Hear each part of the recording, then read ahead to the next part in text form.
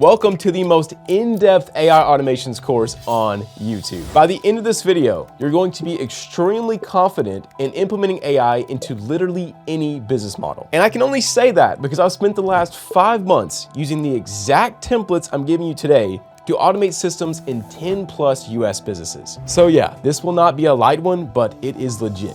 In part 1, we're going to cover the principles of AI, systems, and then building systems with AI so that you finally understand how this technology works on a fundamental level and you can actually build valuable stuff with it. And then in part 2, I'm gonna give you my exact automations project template. I'm gonna give you my workflow setup, my agent setup, and my building process, all of which took like 5 months to create, so that you can start building automations with this stuff today. And there's gonna be 3 different levels to the automation, so beginner, intermediate, and advanced. That way you can learn from start to finish how to build these complex automations that create insane value. And then finally, in part 3, I'm going to break down multiple real running automations that I've built across my businesses and 10 plus other businesses. So you can see how this stuff creates value right now as we speak. So I cannot wait. I have never been this excited for a video that I've made. So lock in, grab some coffee, and let's get right into it. Welcome, my friends, to part 1 of this course, the principles module. Now, if you really just want to skip ahead and go get the tactics and all my processes and frameworks, go ahead. It's in part 2, execution.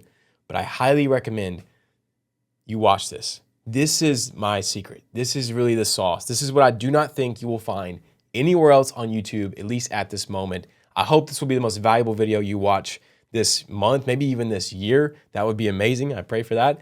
But let's jump right into it. What is AI? How do we understand it so that we can actually use it? The cool part about AI is it's like hiring a brand new employee. So to get the most out of an employee, you have to understand them, their strengths and weaknesses and how they work. But here's the difference. When you understand how, let's say, Claude works, you don't just unlock the leverage of one employee, you unlock the leverage of thousands, infinite Claudes.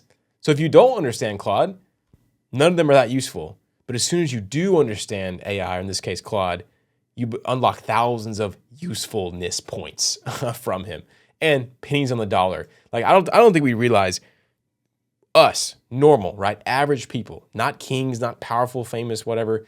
We've never had this much leverage available to us ever in the history of humanity. But you have to seek to understand. One of my favorite verses is this. The beginning of wisdom is this: get wisdom. Though it costs you all you have, get understanding. And so I don't just want to make shiny, kind of cool looking stuff that doesn't work for anyone. I want to understand this technology. I want to get it so that I can leverage it and create amazing things in this world. And obviously, these verses are talking even deeper about the wisdom of the Lord, the fear of the Lord. So if you haven't read the Bible yet, highly recommend that you do. And that is the true wisdom is fear of the Lord. But it applies in this scenario as well. Don't just follow the shiny videos. Understand the technology. Don't be lazy. And you'll be crazy how much everything changes.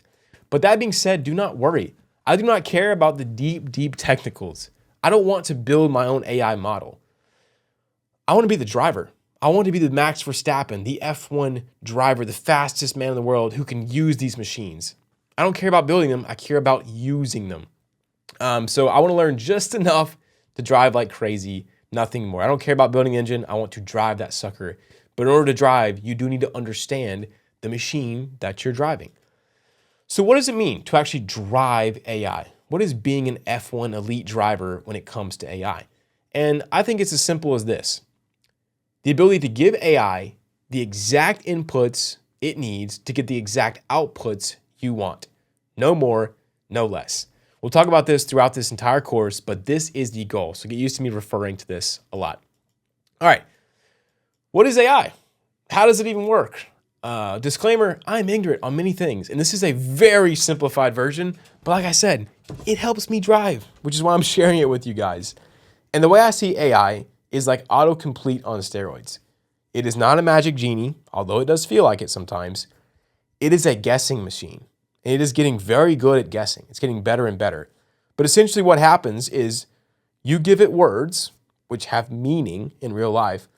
It guesses about what you mean, and then it guesses about what you want, and then it tries to give you that output. It's guess. And this can be in the form of words, code, commands, etc.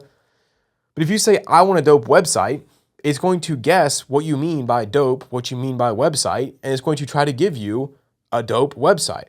And so the better these models get, the better the outputs are going to be. But your job is this, the context. And so if you tell AI, like, I did it, it has no clue what you're talking about. If you say, I cooked it, it starts to understand a little bit more. If you say, I finally cooked it, or I finally cooked pasta, or the final full context, I finally cooked pasta for my late grandmother's secret pasta recipe. I got it right. My family loved it, and they all teared up around the dinner table. That has meaning. That has full context. It's technically the same as I did it, but now we all know what you're talking about and the full meaning behind it. And that's the skill of AI, helping it guess better. Now, how it actually guesses is actually really cool. And if you understand this, this will make so much more sense with AI. And there's a video called Large Language Models Explained Briefly. It is highly technical. I don't really care that much about this, but if you want to, go watch it. I've watched it a few times.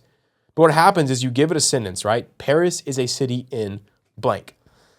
Based on the model that they've trained it on, like trillions and trillions of data, it gives it probabilities for what the right answer it thinks is. And so it's going to say France. And so this is how AI works. It says Paris is a city in France. It takes that guess. Then it feeds all of that back into AI and it guesses again. Paris is a city in France and then it takes all that and feeds it back into AI. And so the way it spits out every word is by re-putting in the entire batch of words. That's why our goal is so important. We want to give AI just enough context, but not too much. Because that's how we waste tokens and we dilute our outputs. So yeah, AI just does this. It guesses each word and then it plugs it all back in and guesses the next one. And it's getting really good at it, which is why it feels magical. But here's a super dumbed down example of what we're doing. This is how I understand it. Let's say your friend says, I'm going home to walk my blank. Well, what do you reason he's going to walk?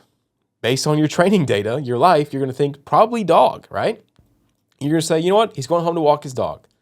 Now, let's say that he says, I'm going home to blank. You don't know what he's going home to do. There's not enough context. And so you're like, you know what? I have no clue, but he's going home. I know that much. Now, what if he gives you too much context? I'm going to the pet store. I got a cat leash, lizard food, and some dog stuff. I love my pets. Haha. I try to take care of them. Haha. I'm going home to walk my blank.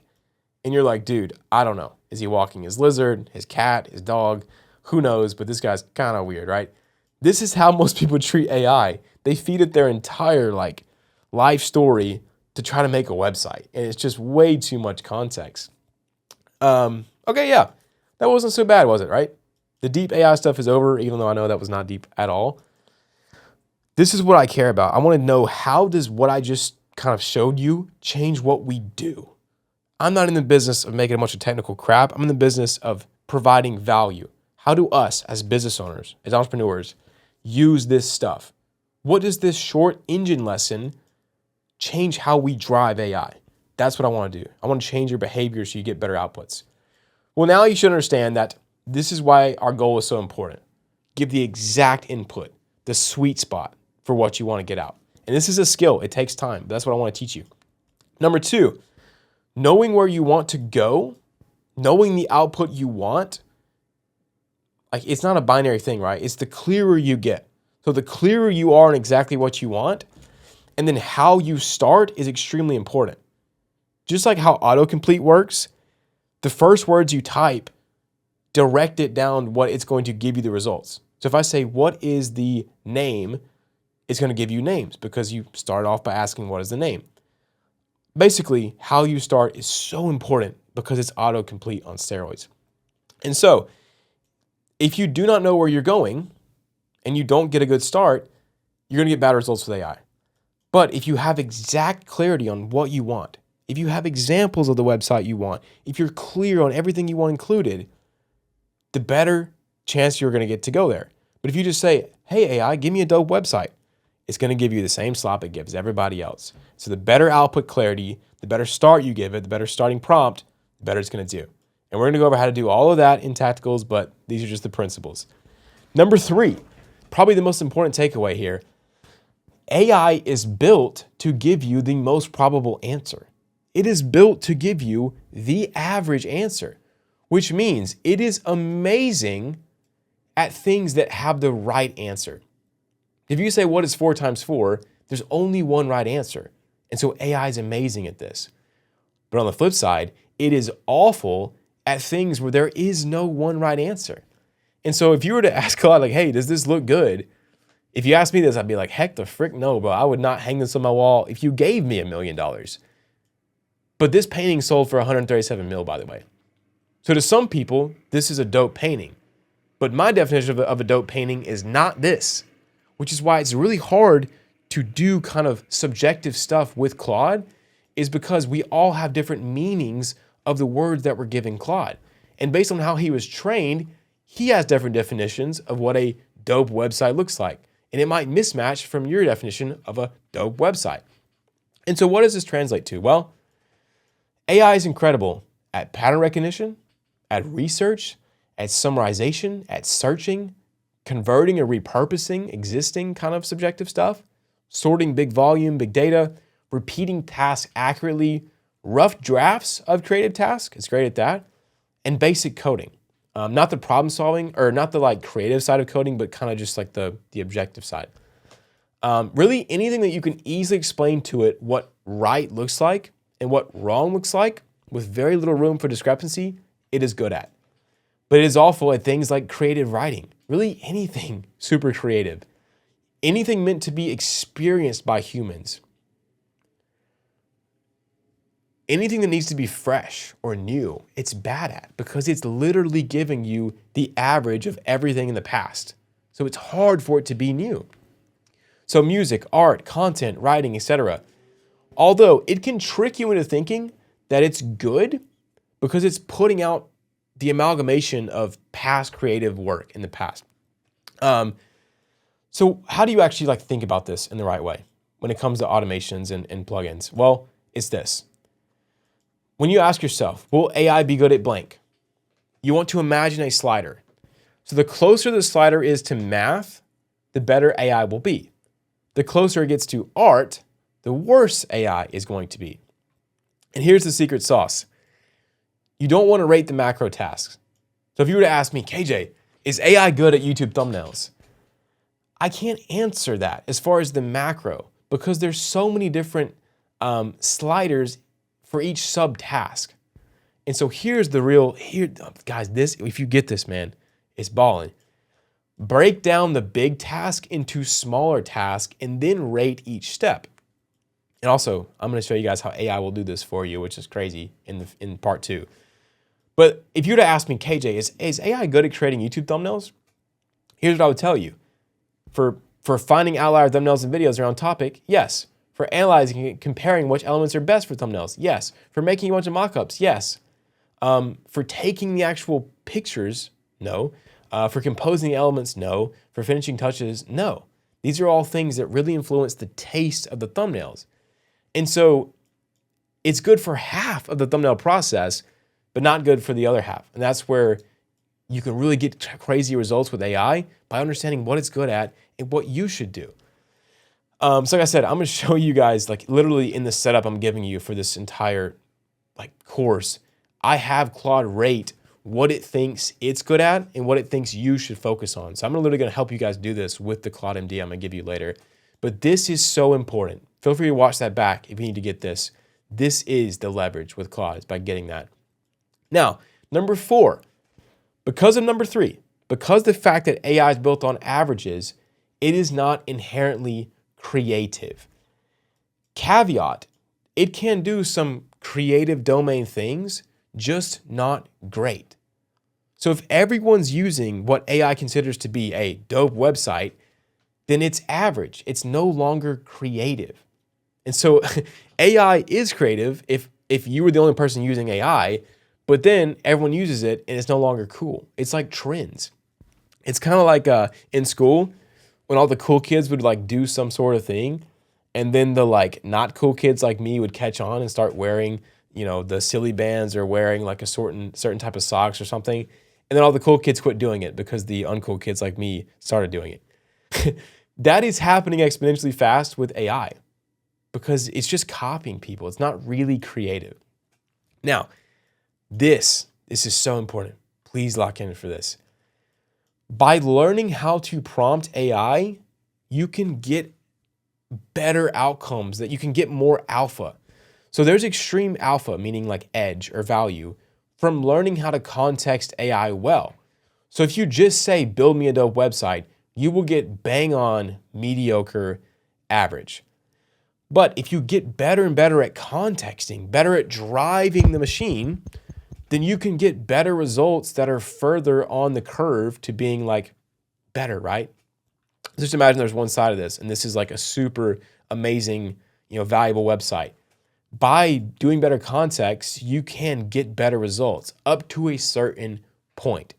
Do I ever think AI will be better than like the world's best website designer? No, never. But you can get pretty good. You can get better than most people with AI. And my favorite quote is this. I came up with it. I don't know. How can AI truly think outside the box when it is the dang box? Everything that we do as humans is an experience. Like, this is why people drink beer, right? It's not because it's like freaking hydrating. It's because it makes you feel a type of way. We go to movies because we want to feel like the experience. And so since AI really is just math, it's really bad at creating things that make us feel stuff. That is the human element, the experience. And so an old tweet of mine is, AI has about as much taste as a white rapper. Now, it's just a joke, guys. If you're a white rapper, don't get offended. But it's a really good analogy because what do most white rappers do? They try to say as many words as possible, pronounce every word right, and it just lacks a lot of taste. Versus other rappers that have a more culture than us white people, they're able to make songs that sometimes you don't even know what they're saying, but they feel epic. And so that's the problem with AI is it lacks taste. But you can help it with context get a little bit better taste. Just know that it maxes out. And so one thing that I feel like I run into a lot is I hit a wall with AI where it's like it gets way better, and then all of a sudden I just cannot get it to go past this certain level of like good. And that's because I feel like I'm hitting the wall where I just need to implement human taste. So, cool. This is what this course is going to teach you to do, by the way, is to teach you to go from here being like bang on average with AI to getting like really good results that honestly 99% of people can't get even with AI. So, here is the reminder. The true value of AI does not lie in what it can do necessarily, but it lies in what it can take off your plate so that you can do the stuff that really matters. The value is in the opportunity cost. So I can spend all day, every day, really like 50 plus hours on this mural board you're watching. Not automated at all. I did all of it myself because this is what matters. This is the taste. This is why you're watching this video right now instead of some other AI slop, is because, man, this Casey dude is freaking weird. He's funny sometimes because he's so stupid. And his mural boards are pretty entertaining, even though they're kind of lame. This is the power of AI. It does all this other stuff in my life so that I can make these silly mural boards. And guess what? It's kind of working, guys. Like this video actually has over 300K views now. So love you guys. You guys are amazing. All right, number 5. You have to be in the loop. So AI is getting really dang good at guessing, but it's still guessing. So what happens is if you're not in the loop, when you give AI an input and it spits out an output, and then that output becomes AI's next input, and then that becomes another output, which becomes the next input, AI is going to loop itself into slop oblivion. This is why I do not like the slash goal or slash loops or whatever. AI will get better over time, but right now you have to be in the loop to fix the trajectory.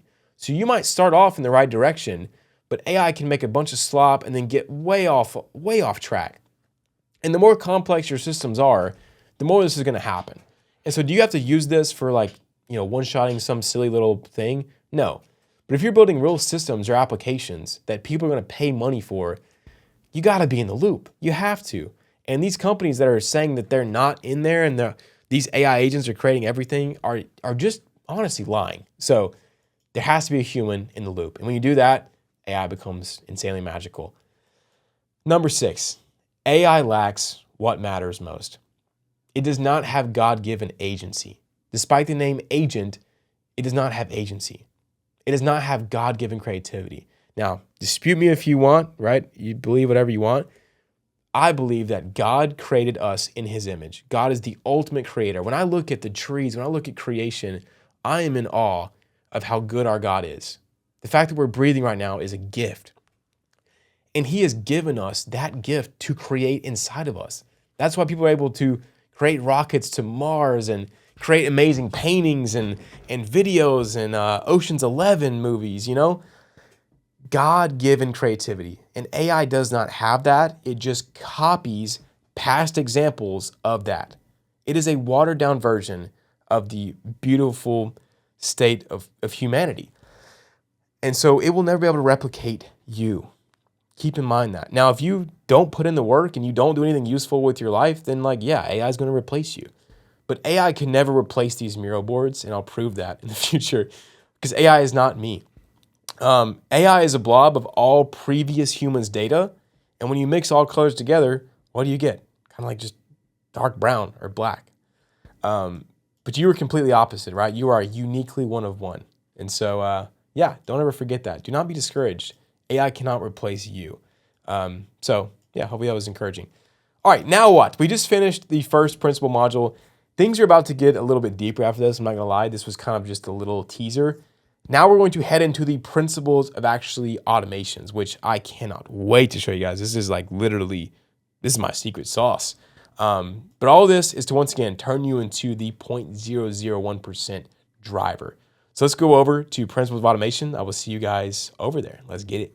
All right, welcome to the second principle module, principles of systems and automations. Now, apps, plugins, skills, automations, all these shiny things you hear about, they are all just systems. And when you learn how to think in terms of systems and leverage, almost anything becomes possible. Elon is a great example. That dude lives and breathes systems and leverage. And yeah, he's a trillionaire. So let's get a little closer to that, why don't we? And we become real entrepreneurs when we stop thinking in terms of tactics and identities, like, oh, I'm a YouTuber, I'm a copywriter, I'm a growth operator. And instead, we start thinking in problems, in systems, and leverage. And that's what I want to share with you today. You want to make money? We do that by creating value. We create value by solving problems. You create more value by solving problems easier, faster, better, cheaper. How do we do that? By building leveraged systems, plugins, automations, software. Man, when you learn how to do this, everything changes. And hopefully you see that on my channel. My videos have been blowing up all because I stopped thinking like a tactic hunter and I started thinking, how do I solve problems with the leverage of AI? I'm gonna give you guys my secrets today. So let's get into it. Principle number 1, systems. A system is just this. It's inputs that get processed into an output. And this is all happening inside of an environment, and we have feedback from running the system to improve the system. And so it's really that simple. The best way to look at it, in my opinion, is examples. So let's say we're gonna cook some lasagna. So the output we want is an incredible tasting lasagna. That is the desired output that we're trying to get to. That is what we're building the system for. We do that by taking ingredients, we process them by like mixing them together, cooking them, doing whatever. This happens inside of a kitchen, and after we follow the process, we get an output. How do we get a better output? Well, we do feedback, right? We taste the lasagna and we say, needs more salt, or it's a little undercooked. And we can improve the output by changing the inputs, so getting better ingredients, or changing the process, right? How we process them. And this all happens inside of the kitchen we're working in. And so I used to watch this show with my wife called I think it was Next Level Chef. And if they took an L, they had to cook in this disgusting basement. And if they won, they got to cook in the state-of-the-art kitchen.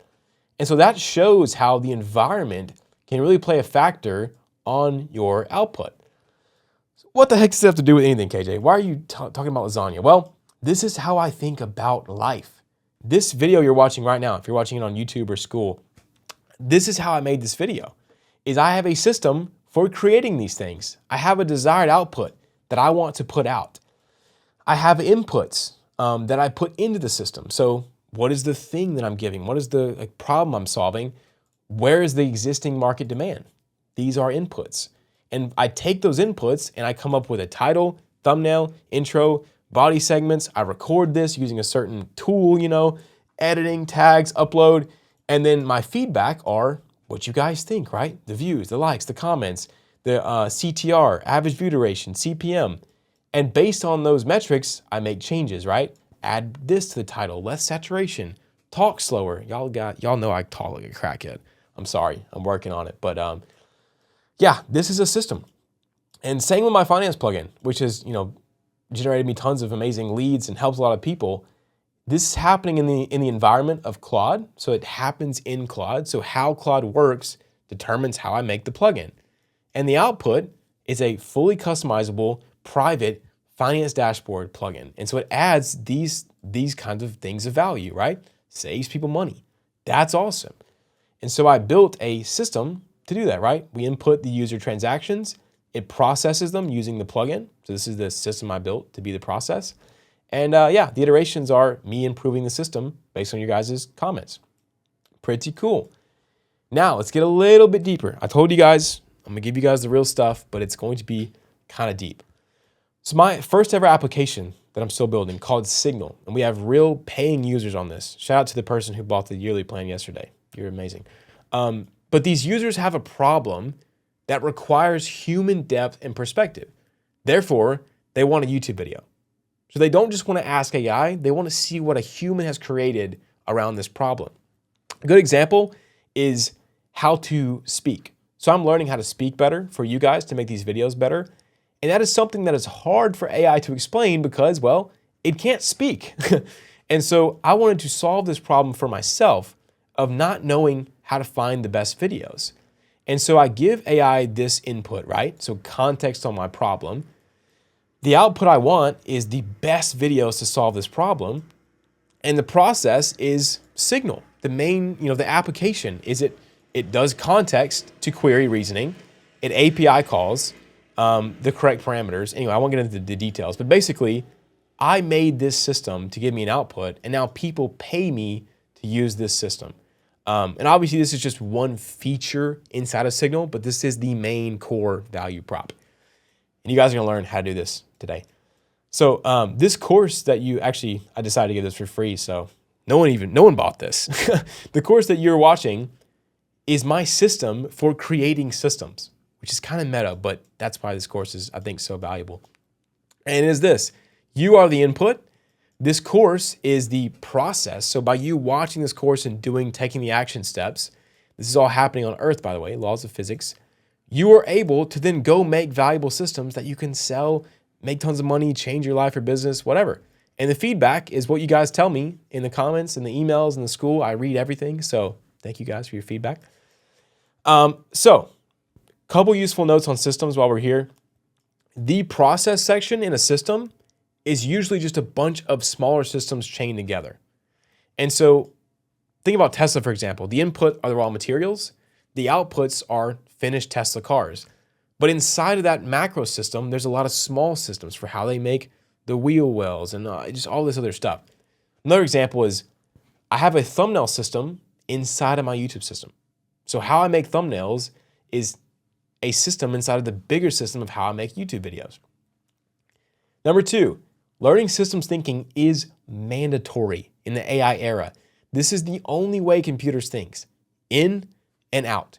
And so the better you understand systems, the better you will be with AI. Three, as powerful as systems thinking is, it will not magically give you creativity, passion, or grit required to make a system actually work. If so, every single software engineer would be a billion-dollar founder, but they aren't. And so that's kind of the thing with AI, is now that we can all be like, mediocre junior developers, writing the code isn't the value really. It's knowing what to code. That's always been what determines who makes $1 billion. And so this is important, but you still have to have the judgment. Number four, desired output, desired output, desired output. We're going to go in detail on this in a second, but do not cope with a cool process. Do not cope with a cool assembly line. What do people care about? They care about the car. The output is what matters, okay? And sadly, this is 99% of the AI space right now. And the secret is like, don't be cool. Be useful. Produce value. That's my goal, at least for my life. So principle number 2, leverage. Getting more output per input. This is entrepreneurship 101. If you don't know this one, man, you are missing out. And this is going to be hopefully life-changing for some of you guys.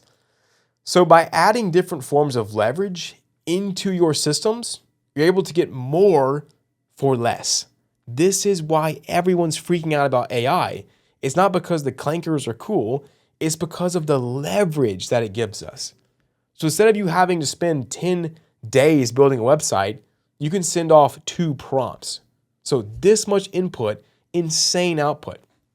That's why AI is so important. But in order to get the most out of AI, you have to understand what leverage is. And this is how we make big money, right? We talked about this in the last module. So for probably the first time ever, because sadly our school system really fails us as entrepreneurs, right? I want to cover different forms of leverage and what they look like incorporated into systems. And then we'll talk about AI leverage. And then we're going to incorporate them in part 2 of this entire course, execution. So yeah, it's going to get juicy. These are the 3 forms of leverage that I kind of bucket leverage into, which helps me a lot. The first is labor. So this is using someone else's energy towards your goals. This is the oldest form of leverage, right? Back in the day when the Egyptians built the pyramids, they had tons of slaves building them. Oh Lord, what is this? Quit this. That is labor leverage. Other human beings working for your goals, your agency, working towards your outputs. And the way that I like to think about the leverage gained is energy times skill times other forms of leverage. And so if you just have an employee who's just like moving atoms around, right? Like moving things around your room, not that much skill. But if you have an employee who's incredibly skilled at, say, like, I don't know, editing, something like, shout out to Caleb who's editing this video. If he edits a video, he might take him an hour. A bad editor would edit the same video and they would get less views. So same input, wildly different outputs for Caleb because he has skill. And this is why people hire skilled employees. And then if those skilled employees have other forms of leverage, well, then you're getting a lot of leverage out of hiring this person, right? So if you hire someone who's incredibly good with AI, like, also shameless plug, we will build AI systems for you if you don't want to do this yourself. Shout out to my agency 780, book a call with us. We'll build custom software for you. If you hire us, you get the leverage because we are using other forms of leverage. So what are those other forms? Well, the second form is copies, which sounds lame, but this is the secret. This is the sauce. So the biggest leverage we get as humans is copies of previous systems or solutions. And so entertainment, right? That is a solution to boredom for humans. Information is copies of different instructions for humans of how to think and act. Code is instructions for computers of how to act. AI is like code 2.0. So it's code that can reason. So it's kind of like a weird form of like labor leverage too, because it can solve problems that it wasn't specifically coded for, which is crazy. But you accessing these models is just you accessing a copy of Claude. So someone built this model and now we all benefit as long as we pay the Claude overlords $20 a month, right? And the last form is tools and machines. So these multiply physical effort. So because someone came up with the invention of a tractor, we can all benefit from having tractors, as long as we pay them money, of course. Once again, that's the whole leverage, right? Now, the cool part is digital copies leverage. So the upfront input cost of creating these copies is massive. So writing a book, me recording this video is going to take 50 hours to make and then more to record it. A lot of input. But the cost of distribution is a fraction. So this video you're watching right now could be seen by 1 billion people without me doing any extra work. So if YouTube was like, man, KJ's cooking, dude, like let's send this to everybody on earth. I do no extra work and 1 billion people get this information.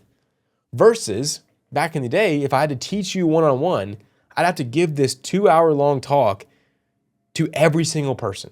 It is so unleveraged, but that's the power of copies. And so the person that invented the tractor unlocked a ton of leverage. He can sell the tractor. Me making this video, Kendrick recording Good Kid, Mad City, right? He recorded the album once, but now they can copy it and everybody can benefit from listening to that epic album. So yeah, writing the book, writing the software, training the AI model, this is all digital copies. So the effort and input goes like this. So to go from zero, to go from nothing to having a thing that works requires all the effort. That's literally it. And then distributing it requires so little effort in comparison. This is like the 0 to 1 effect. And if you want to see this kind of shown in a more typical way, this is it, right? This explains exponential growth. It's because to get something that works, to build a system that gets the right output, that is the hard part. Distributing it, scaling it up, that is when it gets a lot easier. It's still not easy, but it is a lot easier in comparison. This is also why so many people fail with AI, is because I will show you guys how to use AI to build the system, but AI is kind of most useful in copying what you've already built and getting more of the thing that you've already designed or built, whatever. The third is money. So money just allows you to buy future instances of 1 and 2. So with money, you can hire people. With money, you can buy more copies, whatever. Or you can lend to people for them to buy more 1 and 2. And so if you use capital, if you use money to buy a stock, well, you are benefiting from someone else buying these things. So when you buy into the SpaceX IPO, you are giving Elon more money to buy these things and to make more of these things. And so you benefit from it if he succeeds. This is how the world works. I hope you guys are like, is this clicking? This is what no one's taught you. Seriously, this is it. This is getting past all the hype and looking at like, how do billionaires become billionaires? This is it, guys. Now, just knowing this alone is not gonna make you a billionaire, clearly, or else I'd have more money. But this is the start. This is how you play the game. I'm explaining the rules to the game so that we can play it. Now, here's a goofy example that really helped me get leverage. This is Chick-fil-A. If you're not from America, man, I'm sorry for you because America is the greatest country on earth. But Chick-fil-A is one of the best food that we have in America. And what's funny is my friend Luca is from London. He's actually staying with us right now. We've been taking him to Chick-fil-A almost every day because of how much he loves his chicken burger. Back on track, they use leverage in every single form. So this system to create this chicken sandwich they're copying a system. The recipe, the inputs, the type of chicken, how long they cook it, what ingredients. That is a system that they've copied across the country. How they built the stores is a system. The application, right? Code, software, copies. The labor, how they train the labor using information copies. It's all leverage. And because they have all these forms of leverage, guess what? They make $22 billion with a B selling fried chicken. But it's because they spent 70 years nailing one simple output better than anyone else. A good chicken sandwich at scale. So yeah, they have scaled up like crazy, and now they're doing $22 billion a year with chicken. So anytime you go to Chick-fil-A, remember this example and think about all the leverage. I actually used to have a friend who worked on the Chick-fil-A software, but he worked on the software that they had in the store for their like assembly line of chicken. Like that's how freaking leveraged Chick-fil-A is. They're crushing it. So it's freaking crazy. How does this all tie back to AI? Well, there has never in the history of humanity been this much leverage available to the average bloke like me and you. So because of AI, we can now achieve massive leverage like people who always had all the power before. We can do this with AI. All right, but how? How do we actually leverage AI in a system? So let's first talk about how do we apply stuff. Now, quick warning here. This is a serious one. I'm about to contradict a lot of the stuff you see online, and I'm not saying I'm right. I could be wrong, but this is how I view the world. This is what has served me. And I'm gonna piss off probably some people because I'm gonna kind of call out some YouTubers and teachers, but I do not want to do this in like I'm better than them. It's more of like I feel like you guys are being lied to, and I want to show you guys the truth as far as I know it. I could be wrong, but just a disclaimer here. Now, I'm talking about this through the lens of value creation. So if you care more about just building stuff for fun, right? Like you're just having a good time, disregard what I'm saying, okay? This is only through the lens of solving problems.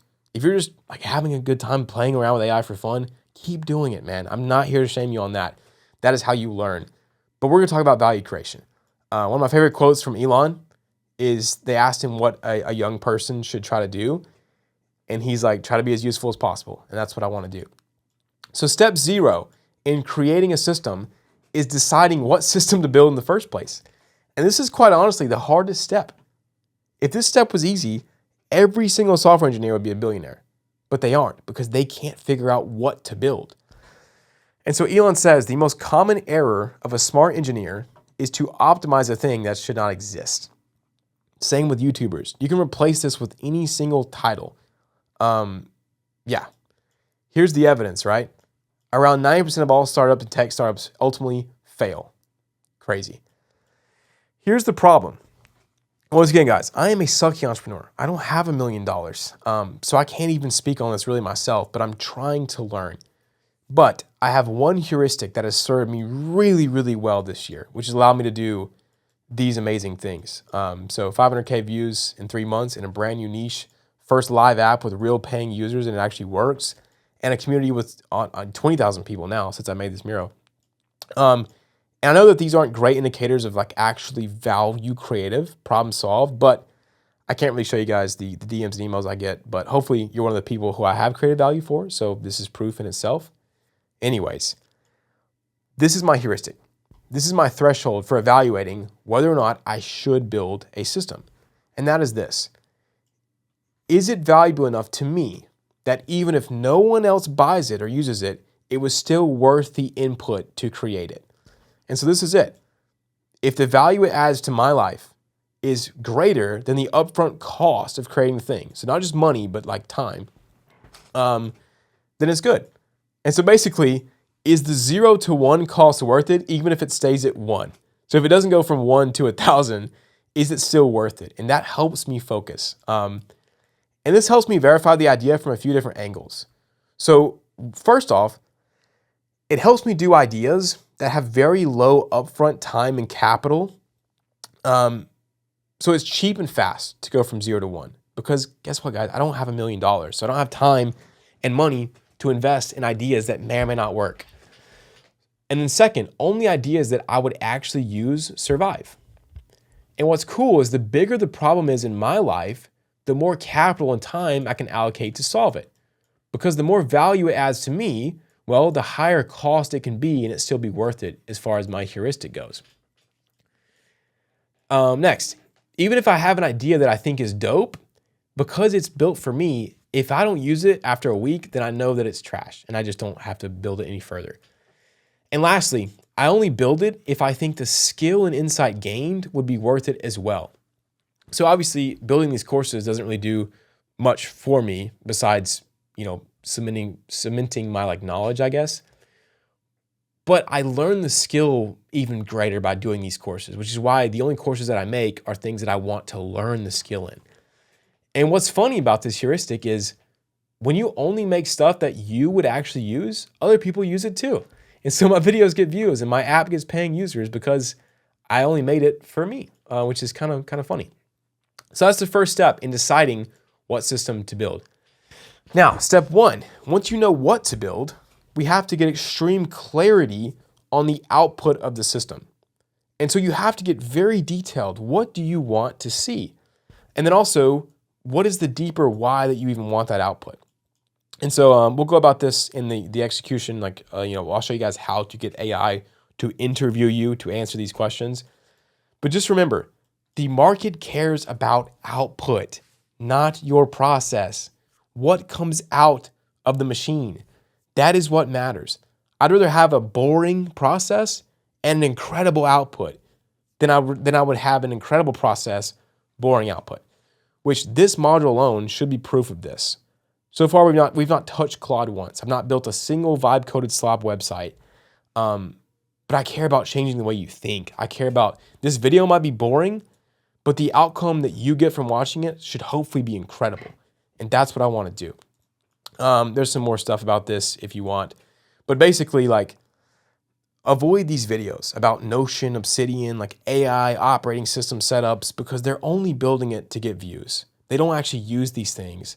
And if they do, the outputs that come out of them are typically not great because they're just trying to build a cool process, not the outcomes. And fundamentally, a teacher can only really teach what they have done themselves. This is the problem I have at business college. Most of my teachers have never owned a business. Not to say that they can't teach good stuff, but I want to listen to people who have done what I want to do, right? So, step 2, you achieve the desired outcome by any means possible. I know this is going to piss off some people. What I mean by this is, if you want to be a good YouTuber, do not use AI to make your YouTube videos. If you cannot get a video that gets a lot of views without AI, the chance of you getting a video with views with AI is extremely low. There's 2 types of people who are using AI. And the first type is a process worshiper. So they say, hey, look, my YouTube channel is 100% automated by AI. It's crazy. It's insane. Editors are dead. YouTube has changed forever. And the video that they actually make in their video gets like no views. It's all about the process, how cool the machines are. But those who are output focused, the process sucks. It's boring. Guys, if you watch me make these mural boards, man, it is boring. It takes 50 plus hours, but it gets an amazing value. And once again, I can't show you the actual value because views are not value, guys. You could slap a grandmother and get 1 million views and not change anybody's life. But it is hard for me to quantitate life change. So hopefully you personally have experienced value through my creations, and that enough is proof alone. And once again, I am not the end-all be-all, guys. I suck at this. I'm just trying to explain how I view the world. Do not be process blind. This is what I mean by this. Most people look at the like assembly line. They're like, wow, AI did the whole video. That is sick. But the actual outcome is not cool. Versus a really boring process, but a great outcome. And people are like, dude, gross. Get with the times, man. You don't have automated thumbnails. This is what process blindness looks like. Please don't fall for it. Another good example. I absolutely love Nate, but I feel like his videos can be misleading. I don't think he's doing it on purpose. But he is saying, look how great AI editing is, guys. I'm getting 200K views on this video. But here's the thing. He's getting those views because it's in an AI niche. If you were to go offer this editing, like if you were to use this editing style and offer it to people, you would not get paid anything for it. So the output is only cool because AI made it, but it's not good editing. And so if you were to use this outside of the AI niche, it's going to flop for you. So anyways, I really pray that this makes sense. We want to care about the outcome, not the process. What is actually happening? Long story short, there is no point in automating and using AI inside of a system that doesn't get desired output. There's no point in scaling a system that doesn't work. And so the highest leverage thing that you can do is by putting in maximum effort, so doing things manually until you actually get the outcome you want, and then using AI. So I've designed over like 2,000 thumbnails in my day. That used to be my full-time job. So the only reason I know how to use AI in my thumbnails is because I know how to make good thumbnails without it. And so that is the kind of lie I want to free you guys from. You have to get the output first. You can use AI to help you learn, but you have to actually do the work. And so phase 0 is basically, this system doesn't work. Phase 1 is, hey, this system worked, but it takes a lot of work from me. And then phase 2, which we'll talk about in a second, or phase 3 is actually decreasing your input. So that's step 3.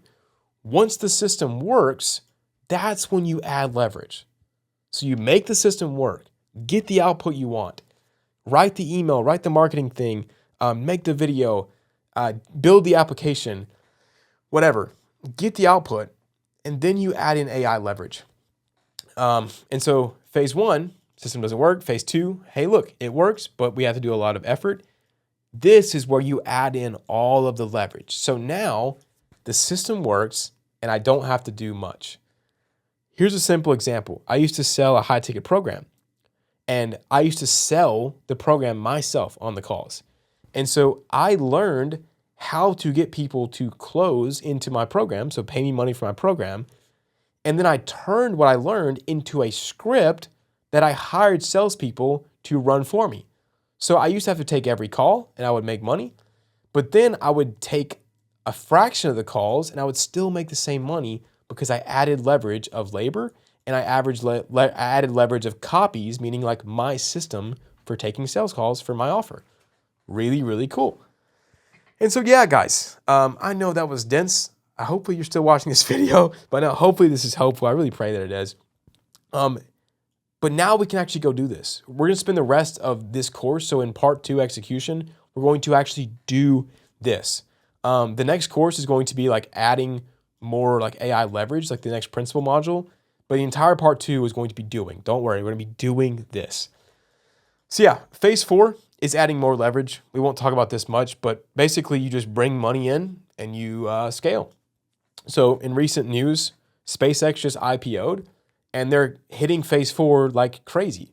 So now that they figured out how to launch rockets that actually get to space, they are saying, hey, give us a lot of money and we'll launch a bunch of rockets because we'll buy more people and we'll buy more copies and yeah, we'll make more rockets.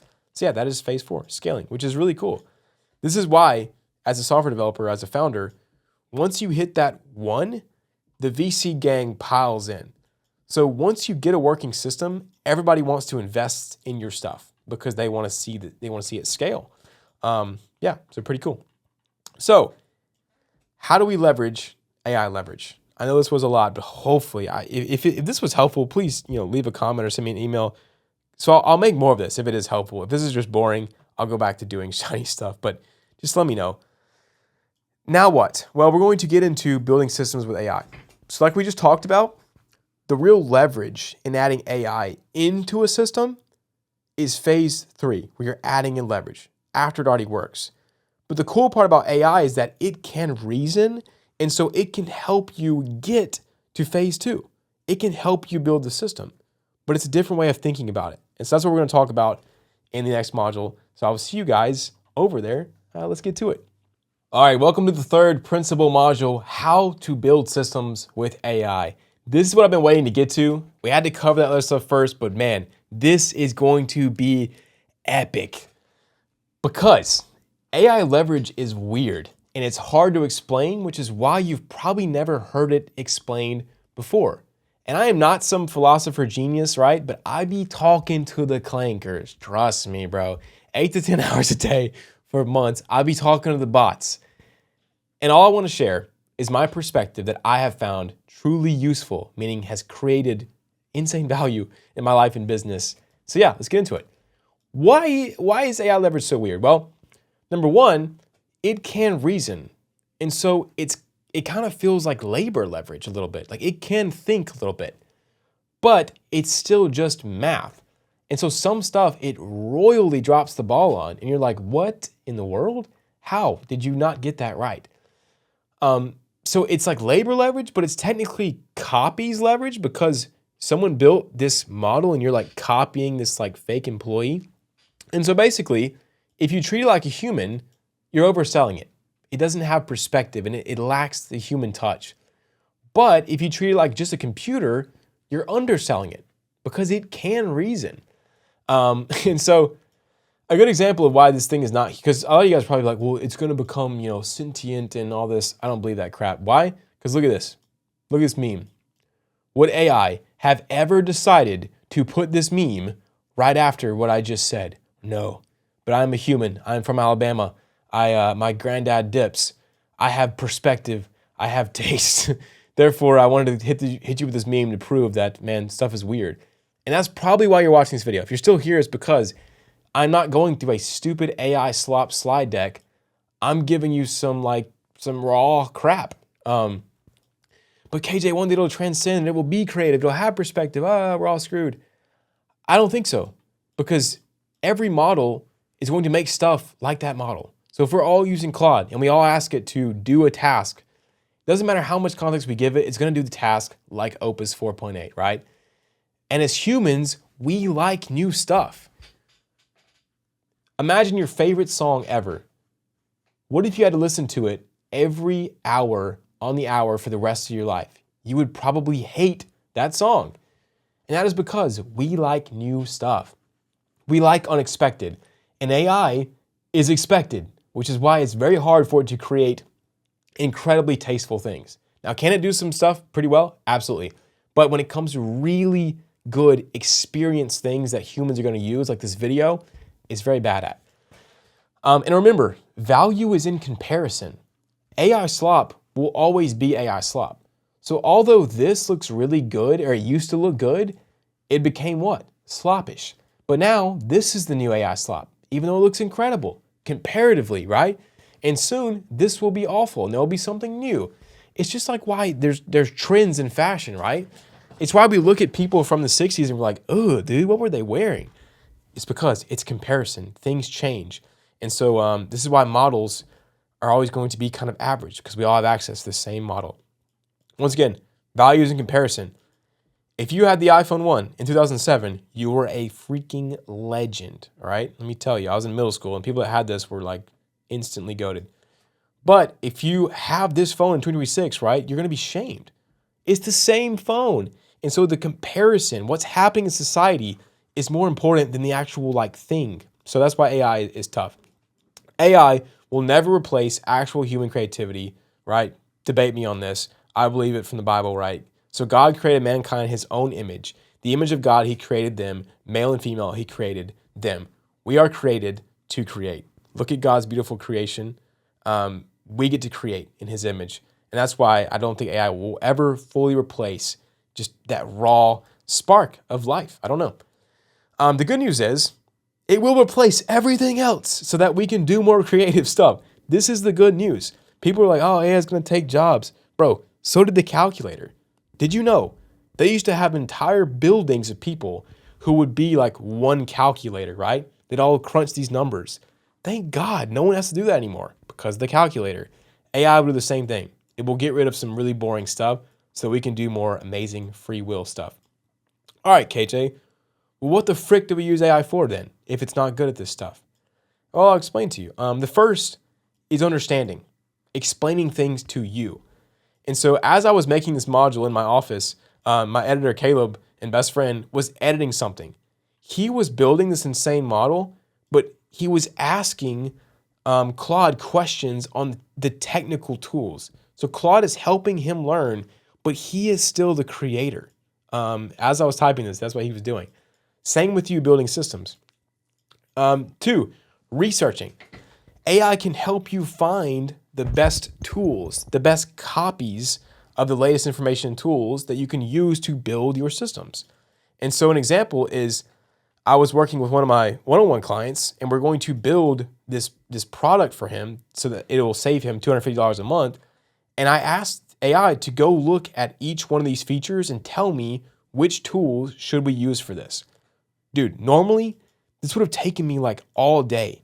It did this in 5 minutes. This is the leverage. It's so good. All right, cool. Number 3 is reasoning.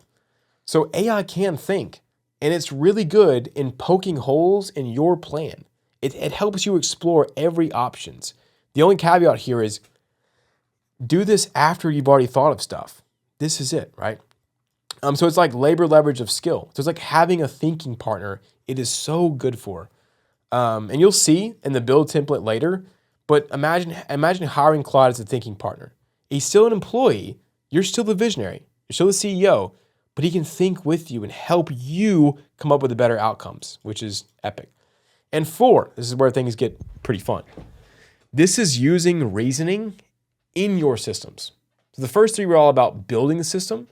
This is about it being inside the system. And so using basic reasoning at scale in your systems for your users to then use. So this is kind of like copies leverage plus artificial skill leverage. It is awesome. Good example is the Signal app. And so input, user has a problem that they want to see videos on how to solve. They explain that to Claude, or to Signal, which uses Claude. That's the input. Then I have a skill, which I've programmed Claude to do, and he thinks about what queries he should run based on the instructions. And so I won't give you guys all that because that is literally like the core of my app. That is the money. And this is the output. So normally, if I was like to hire my mom and say, every time someone has a problem, take that problem and come up with 10 search terms, she could do it, right? She could totally do that. But she could service one user probably every 20 minutes. AI gives us basic reasoning at insane scale.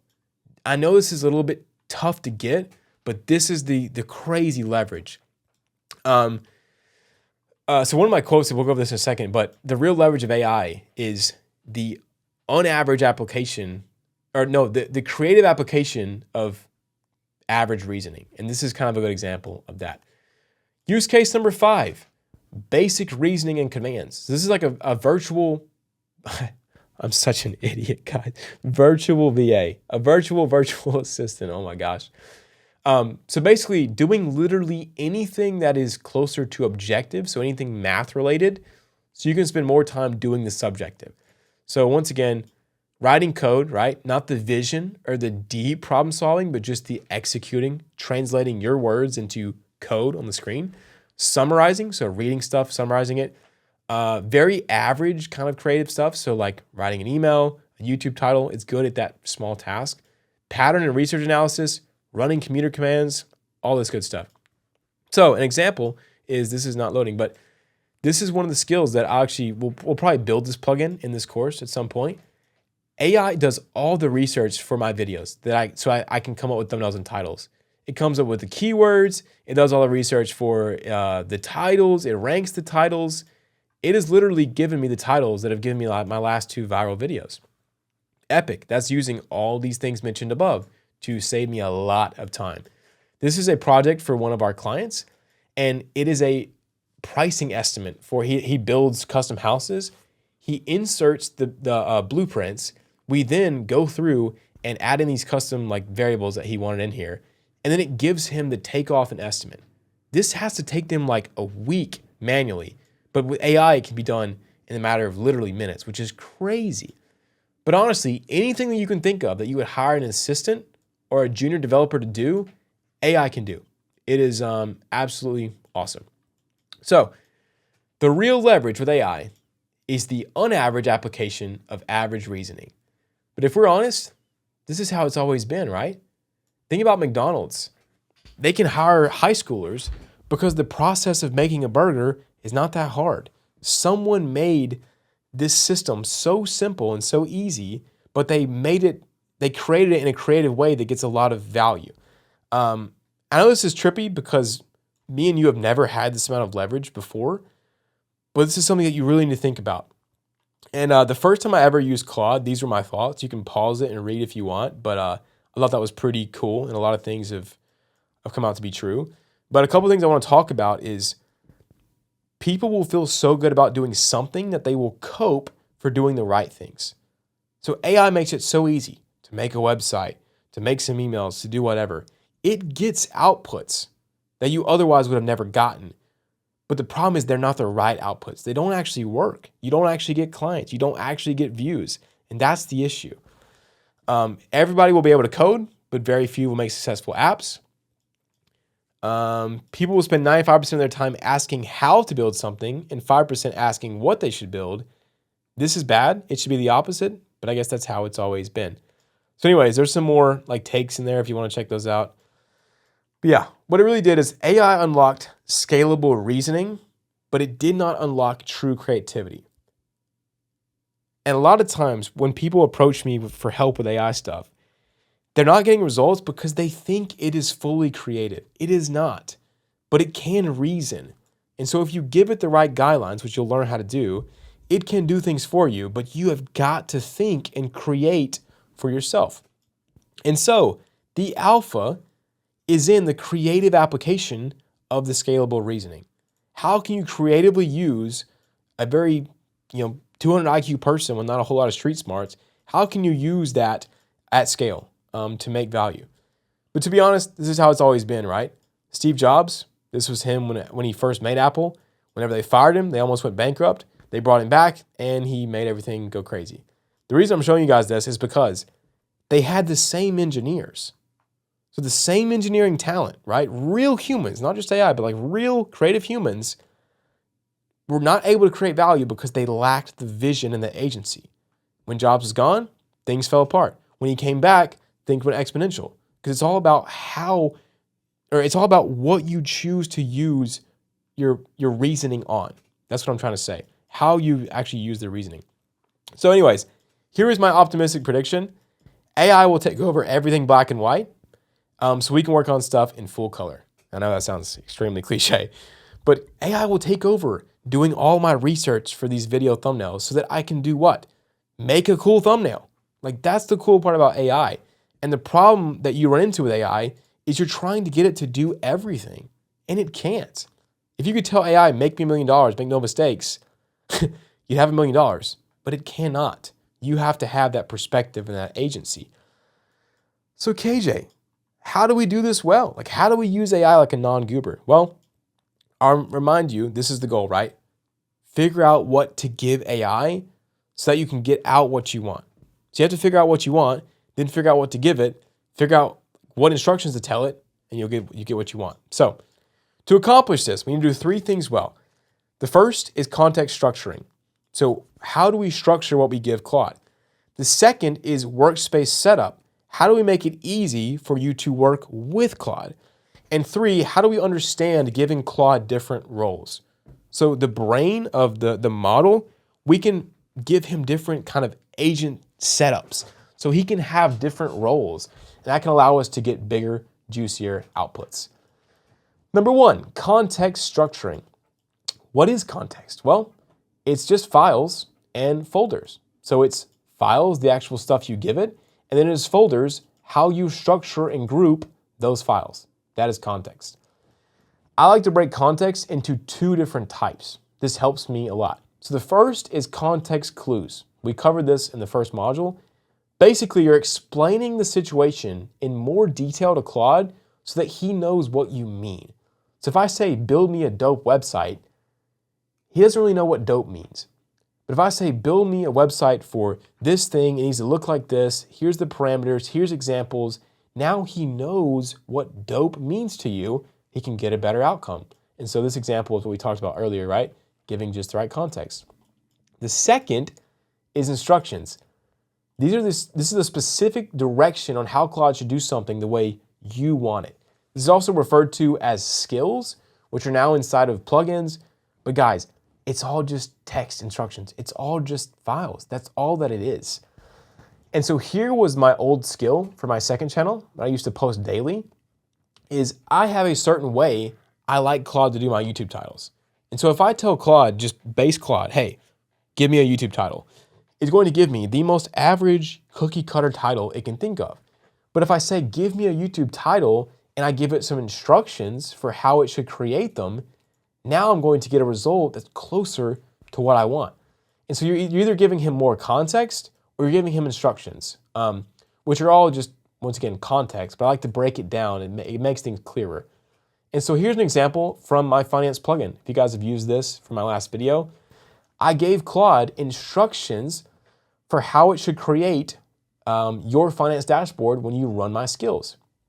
And so there are so many ways to create a finance dashboard, but I figured out the way that I think is very valuable.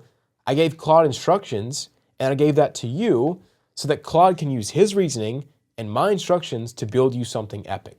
So yeah, that is the kind of 2 different ways I break context into.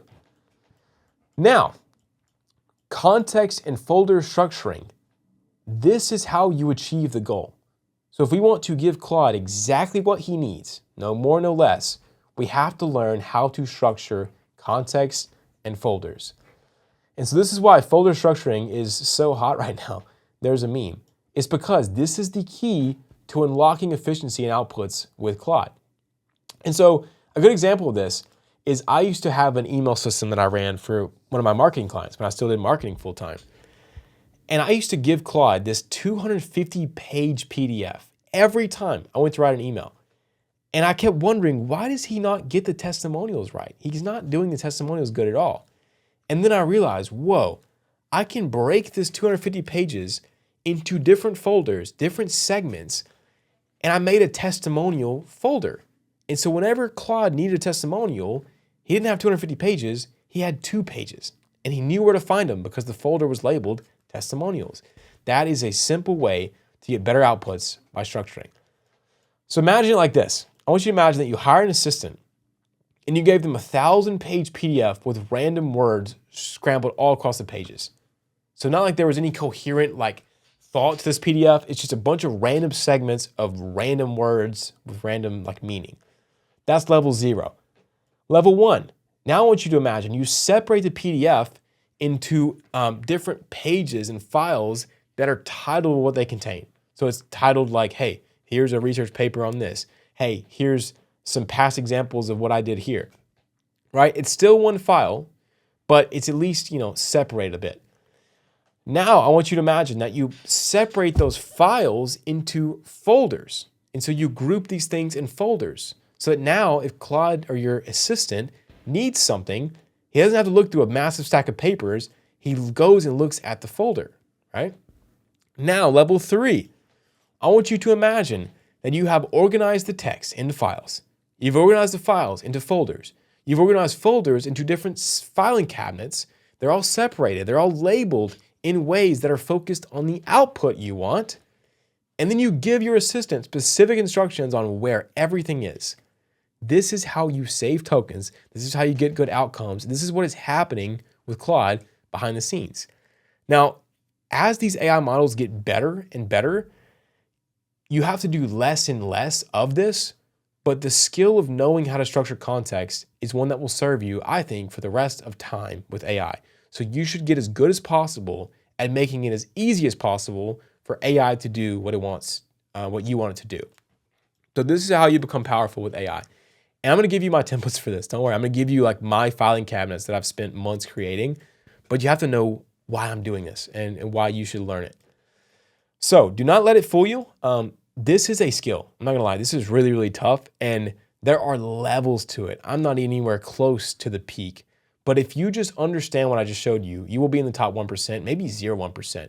Because most people are just giving their entire life to Claude in some crazy carpet the wiki and saying, fix my life. And Claude is suffering. He's so confused.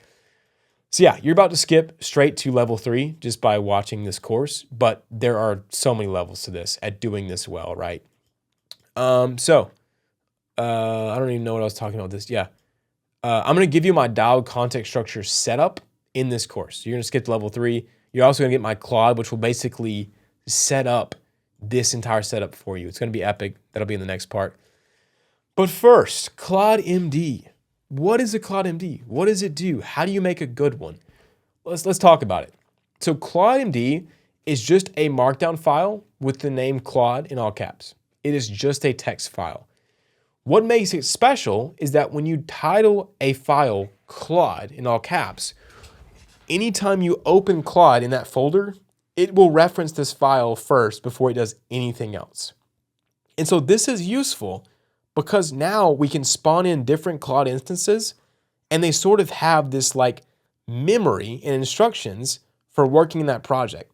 So you don't have to prompt it every single time. So really what Claude MD is it's a starting prompt that you don't have to type out. Basically, it's a saved prompt that's going to load every time you open that project.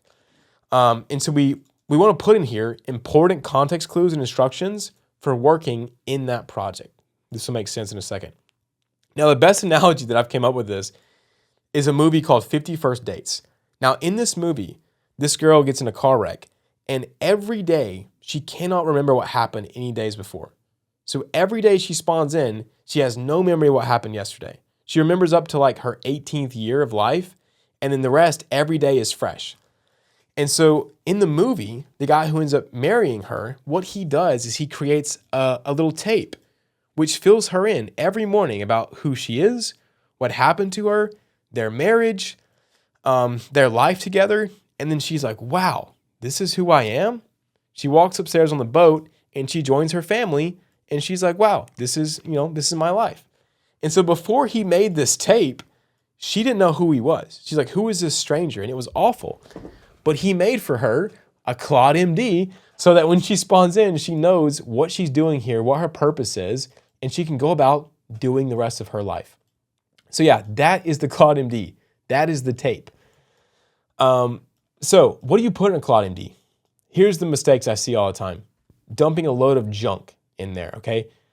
Treating it like a long-term memory. Claude MD is not a long-term memory. It is just for some brief macro context about what it needs to get the output, right? So Claude does not need to know how you like your coffee, how many kids you have, or every team member on your payroll, and all this other junk, okay, for every prompt.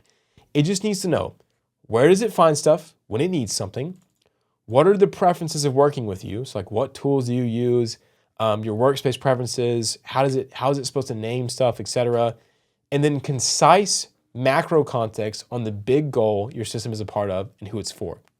So for example, the GitHub for my application that me and my developers work on together, the Claude MD for the GitHub explains what type of code that we use, our like structure, who does what the different features are.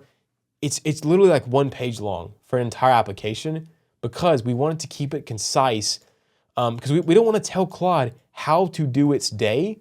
We just want to orient it about where it's at and what's going on and then let him work with us every single day and what we need. So I'm going to give you guys my own Claude. Like, don't worry, you're going to get mine. But I want you to know why I've made this one the way it is. And you should prune your Claude constantly. You should make this as short as humanly possible. Most people get Claude to write its own Claude. That is dope, okay? You're going to do that in my course, but you have got to prune it. He will put in there stuff that you do not want in every single instance of Claude that you're going to do from now on, okay? So just think about it. If you're not going to use it, if you're not going to use a certain line or instruction for every single prompt, then it should not be in your Claude MD, okay? Just put it in a separate file and refer to it whenever you need it. So here's an example of just a Claude MD. This is a YouTube course builder, like example thing. So it's like key context of like what we use, where everything is at, so what the folders are, and then the working rules. So here's some logs, here's some separate chats, whatever. So yeah, that's just a basic Claude MD. So context folder structuring. Here's a little like sneak preview of my proven structure. We'll cover this in depth in part 2. But let's go over some context structuring. So once again, we want to give the exact inputs to get the exact outputs. That is our goal. To accomplish this, we need to do 3 things well. Once again, we just covered context structuring. Now we're going to cover workspace setup, right? Here we go. Let's start by reminding you of your job with AI. Setting initial trajectory. So clarifying where you want to go is one of the most important things with AI. We are lazy. We don't want to do this, but this will give you the good results. Then number 2, realigning Claude to that trajectory. So making sure that he stays on track, pruning all the slop, keeping him in the right direction. That is your job. How? Well, we have to be able to work with Claude. How we do these 2 things right here is by improving the context clues, so that part of context, giving better instructions in the form of context, and improving the structure so that Claude can find these things easier and easier. And this is extremely hard to do if you cannot see what's going on in your project. And this is why, like, Claude Cowork was made for beginners. I want you to understand this. They have hidden everything from you. They care a lot less about helping you, really, and they care more about you being wowed by this technology so that you pay for it, which is, it's fine, but if you've made it this far in this course, you do not want to be average with AI, right? You want to be above average.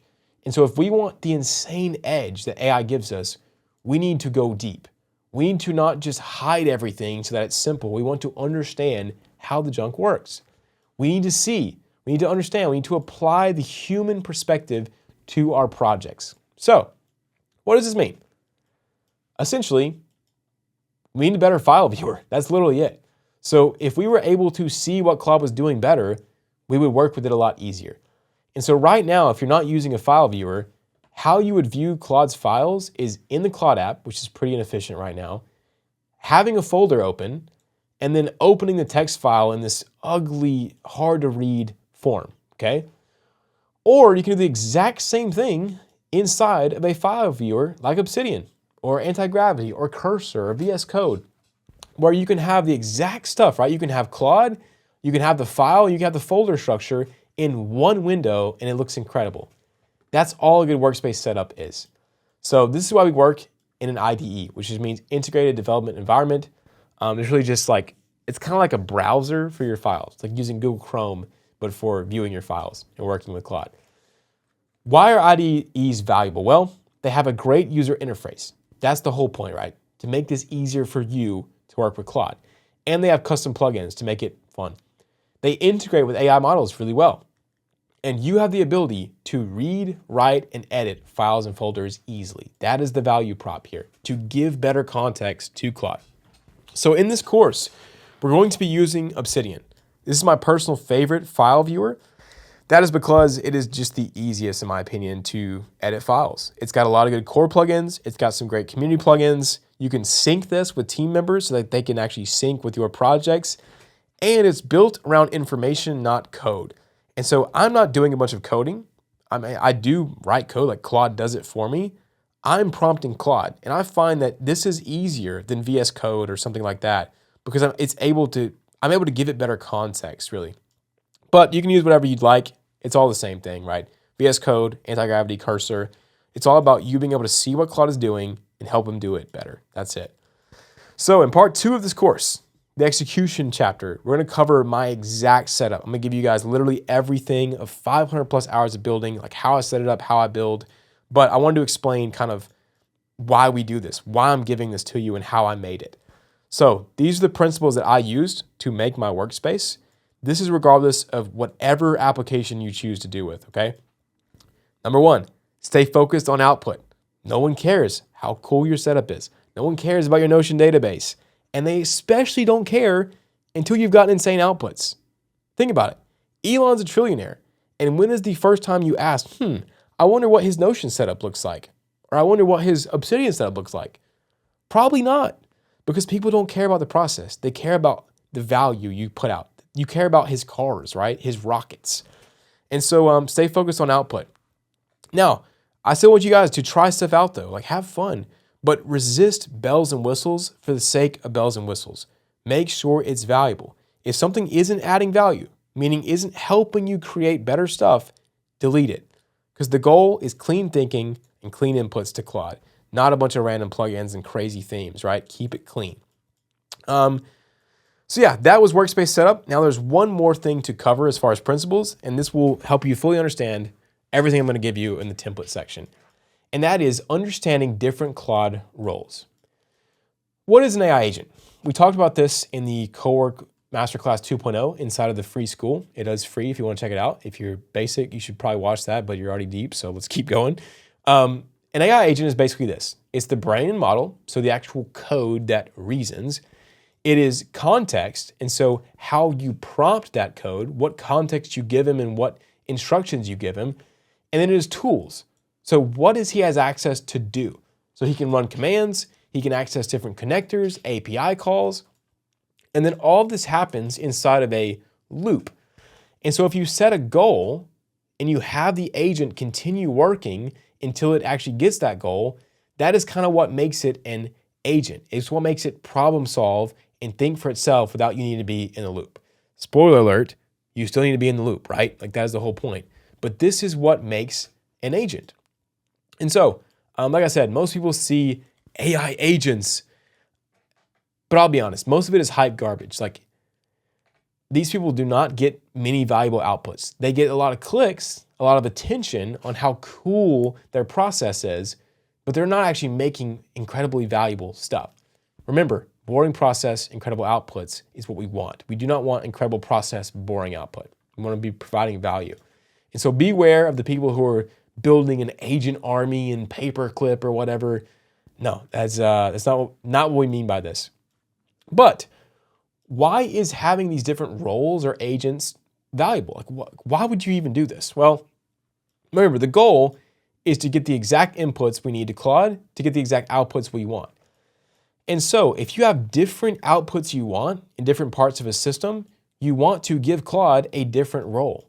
So let's say we're trying to heal people, right? Well, we would want to have a doctor Claude for that. So a doctor-suited model, like a good brain, doctor context and instructions with a Claude, giving it a stethoscope and surgery tools, and then the doctor goal of what its goal is. Let's say we want to ride bulls. Well, then we would give that Claude a cowboy-suited model, probably I'm not even gonna make that joke, but probably a brain that's more for trucking through stuff than intelligence, giving it context for cowboy stuff, cowboy tools, giving him a lasso. Anyways, you get the point. By having separate Claude instances work on different specific systems in your build, you're able to get better outputs more efficiently. So instead of having all of this inside of one Claude and him getting confused, we separate it into different roles, different instances, different chats, and we're able to get better outputs. And once again, this tech is only getting better and better. And so you do not have to separate everything you do into a new chat. Honestly, you don't anymore. But I want to show you how to max out this skill so that when you get in a situation where you should be separating things, you'll know what to do, okay? So these are the different roles that I use. I do not use all the hypey tools. Mine is actually really, really simple. And I'm gonna show you guys how to use it in part 2, but these are my Claude roles. So the first role is Builder Claude, and he is using the best model I can get. He needs macro context of the full build, which is usually inside of the Claude MD. And I run this agent inside of the Claude app, typically Cowork or Code. Doesn't really matter, whichever one your preference is. I start a fresh chat every time I hit around 50% context window. And so I start a new Claude and I give him the exact same context every time. And you'll see in the execution phase how I do this using my daily logs. That's how I give him kind of some memory. And if I have to start a new chat, like a deep one in the middle of a project, I will have him write a handoff prompt, which is very simple. You just basically say, hey, write yourself a prompt for the next Claude, open a new Claude, give him the prompt. And the goal here is to keep the context clean. This is the main Claude. This is the one where we literally want to give him exactly what we need, nothing more. And he only needs context for the problem you're solving. So he doesn't have to know exactly every single detail of every feature of your app. If I'm just building the notes section of my app, I only want this Claude to really understand kind of what the macro app is for and how the notes feature fits into that so that he can build the notes feature. I don't want to go in depth on everything else. And so that is a skill, but you'll learn it.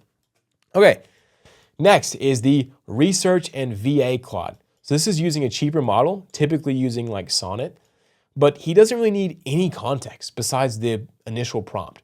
And this is just a separate chat that I use for researching stuff, explaining things to me, helping me understand, creating context for the main agent to use. And so let's say I want to use a bunch of examples for my main builder Claude in like an email system. I will have this Claude read 250 short form scripts and then distill those into a 2-page list of email ideas. And then I'll give that list to the main Claude. So instead of that main Claude doing all this work in the middle of our project, I'll do it in a separate Claude and then just give him the output, right? I typically run this Claude in Obsidian, which I'll show you guys how to use in the Claudian plugin.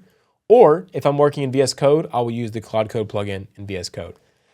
The main value here is keeping the main agent's context clean. So the goal of this research Claude is just to basically do low tiered tasks outside of the main agent so that I keep this one clean as possible. That's it. That's all I'm doing. I don't give him any extra context. It's literally just a Claude chat. Like I just open Claude app, do the chat, or open Claudian, start a new chat, and just ask him questions. And then last one is Crash Dummy Claude.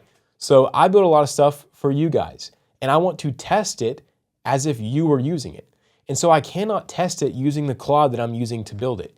And so I will start a new Claude instance in usually Cowork, because most of you guys use Cowork, and I will test it as if I'm you guys. I'll have no fresh context. It'll just be the plugin that I've given it or the instructions I'm giving it. And I'll try to use a cheaper model because I know a lot of you guys will be trying to do a cheaper model. Also, I use this to test stuff for my application. And so in my application, I'm not using my Claude app. It is API calling, typically a cheaper model than Claude. And so I want to use whatever model I'm calling in the API to test it in a fresh chat to see if I get the outputs that I want. And so yeah, the value here is you're able to test your automations in real scenarios that your users will be using it in. Then you can bring back the feedback and give it to your builder Claude. This is how I made the Cowork Starter Pack. This is how I made the finance dashboard. This is how I made the second brain. It was using a crash dummy Claude to test stuff and then give the results back to my builder. So that's it, really simple. And once again, bro, you ain't that G yet. None of us are. If you can't make one Claude make you money, you can't make 5 Claudes make you money. Keep it simple. Once again, output over process. Do not do this just to feel cool, right? Start with one Claude and work your way up until you really need all these Claudes. It's crazy. So yeah, that is all of the 3 goals. You now understand the principles which underlie the entire actionable part of this course. I know this was kind of a long one, but I want to congratulate you. Like, you probably understand AI better than 0.01% of people when it comes to actually creating valuable things. So yeah, congrats. We are done with principles. It is time to have some fun and go execute. So yeah, just know that you need both, okay? I've been harping on tactics a lot here, but really you have to have both. Principles alone just leaves you in your head. You have to go do stuff. But if you don't do stuff with the understanding of principles, you're going to be confused when you don't get the right results. But if you have both, man, you get results. So it's time to go put these principles in actions. I'm going to share with you the latest and greatest tactics that I've found from helping 10 plus business owners automate real businesses, 500 plus hours, lots of helpful automations. Let's freaking get it. All right, welcome to part 2 of this course, execution. It is time to start building, my friends. I'm gonna give you guys my entire building process and the template, how I work with Claude, all the context structuring, literally everything. It's taken me 5 months of building and 500 hours of working with AI to actually perfect this setup and workflow. And I want you guys to judge it by the outputs, not how cool it looks. Like, what did it produce? And I managed to accomplish, honestly, some stuff that I've only ever dreamed of, including my first ever custom paid software with lots of paying users. Shout out to who bought the yearly package this morning. You're an absolute beast. But yeah, you can check out the app if you want to in the description to see just how legit it is. And then also tons of custom plugins, automations, client work. If you want us to build custom software for you and you don't want to do this yourself, then hit us up, the agency in the description. But yeah, custom thumbnail software, dashboards, client dashboards for my one-on-one clients, all kinds of amazing creations, all through this setup that I really think is incredible. And let's get straight into it. I'm gonna give it to you guys for free, no strings attached. There is one string attached though. If you're someone who skipped the principles section, I wanna warn you, you will not get the most out of this until you watch principles. I know that it's kind of boring, it's not shiny, but I cannot explain enough. This stuff did not just come from having a cool template and a good Claude MD. It came from understanding principles. So I cannot recommend enough you go back and watch it if you're someone who skipped it. But with that being said, if you watch principles, man, you are ready. Let's get right into the sauce. So what is included in this template? What am I actually going to give you today? Well, the first thing is my Obsidian/IDE setup. So how do I view what I'm working on with Claude? And this allows me to prompt him well, to see what's going on, to see what's causing problems, and actually fix the context so that he can get better outputs. The second is how I set up my Claude agents, how I work with Claude, like what does my workflow with an agent look like? Third, probably most importantly, is my folder and context structure. So how do I structure these projects cleanly to build these robust automations and have Claude work on it without having to kind of start fresh every single time, which leads to some ballin' context engineering, which is the whole point of this course. And then last but not least, the workflow. We're gonna go over 3 levels of how I go from start to finish with automations, depending on whether it's beginner, intermediate, or advanced. I'm gonna show you guys all of it. So even if you're a brand new person, this should be able to help you a ton. And all this with the goal of not to look cool, not to get internet points, but once again, to build ballin' systems with ballin' outputs. This stuff is built for value. I built it for myself, not to share. I built it to build things. And so I hope you guys get a lot of value from it. And also, a lot of stuff I'm gonna cover right now in this module, it will do automatically, but I have to explain how it works so that you can personalize it. You can make this template your own and really get maximum value from it, and you can understand, like we talked about in the principal module. So first up, my Obsidian/IDE setup. Like I mentioned before, I use Obsidian. I absolutely love it. I've tried like 10 IDEs, 10 different softwares, and I always come back to Obsidian just because it is the cleanest and easiest in my opinion. Here is how I set up my Obsidian. So if you just download Obsidian fresh, these are the settings that I change, but they're going to be personalized in my template already. So you don't have to change them. If you use my template, they're already there. So let's go ahead and take a tour of my Obsidian and kind of see what it looks like. All right, so here's the Obsidian setup. I'll run you guys through it real quick. We are going to do live builds with this, so you don't have to master this right now, but I'll give you guys a tour. So the only plugins that I really have enabled are some of the base plugins, so bookmarks and search. That's literally it. And then I have Claudian, which is enable you to have Claude on the side, and then also terminal. So I can spawn in a terminal and I can spawn Claude code if I want to work with Claude code on the right-hand side as well. And so if you're new to Obsidian, it really is just a file viewer and kind of a note-taking system, which makes it perfect for what we're doing. And if you're brand new, I have tons of other courses about this. It's not going to be a beginner course, but it's very simple. You can close the tabs here. I can close this. And so on my left-hand side, we have folders and we have the different files. And so I can click in the files. I can edit this stuff. And the way that I actually have this laid out is it has a translucent window on the appearance, which is what makes it look a little cool, but you can turn that off if you want and it'll look just same as normal Obsidian. But I've built this to be very, very simple. I just want to prompt Claude, and we'll go over the Claude MD here in a little bit, but this Claude MD actually sets up the entire project for you. You don't have to really touch any of these things, but this is my Obsidian setup. The only setting that I will change is if I'm going to be sharing this with my team. Also, I will automatically check for updates. That usually helps. But if I'm going to be sharing this with my team, I will also turn on Obsidian Sync, and then I will sync this to my Obsidian account, and it can share it with my team if I want to, if that's a project that I'm going to share.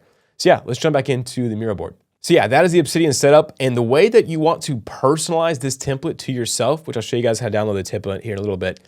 All you have to do is open up the template in Obsidian, make changes, and then whenever you go to do a new project, you just want to copy the folder of the template, and then just basically you have this folder that is your template. You can change that in Obsidian, and then whenever you want a new project, you just copy it and it has all your settings. And if you want to actually see the settings, you just do Command-Shift-period in the folder to open up the dot files, so hidden files, and you can see all your settings in the .obsidian folder. But yeah, you guys can look that up.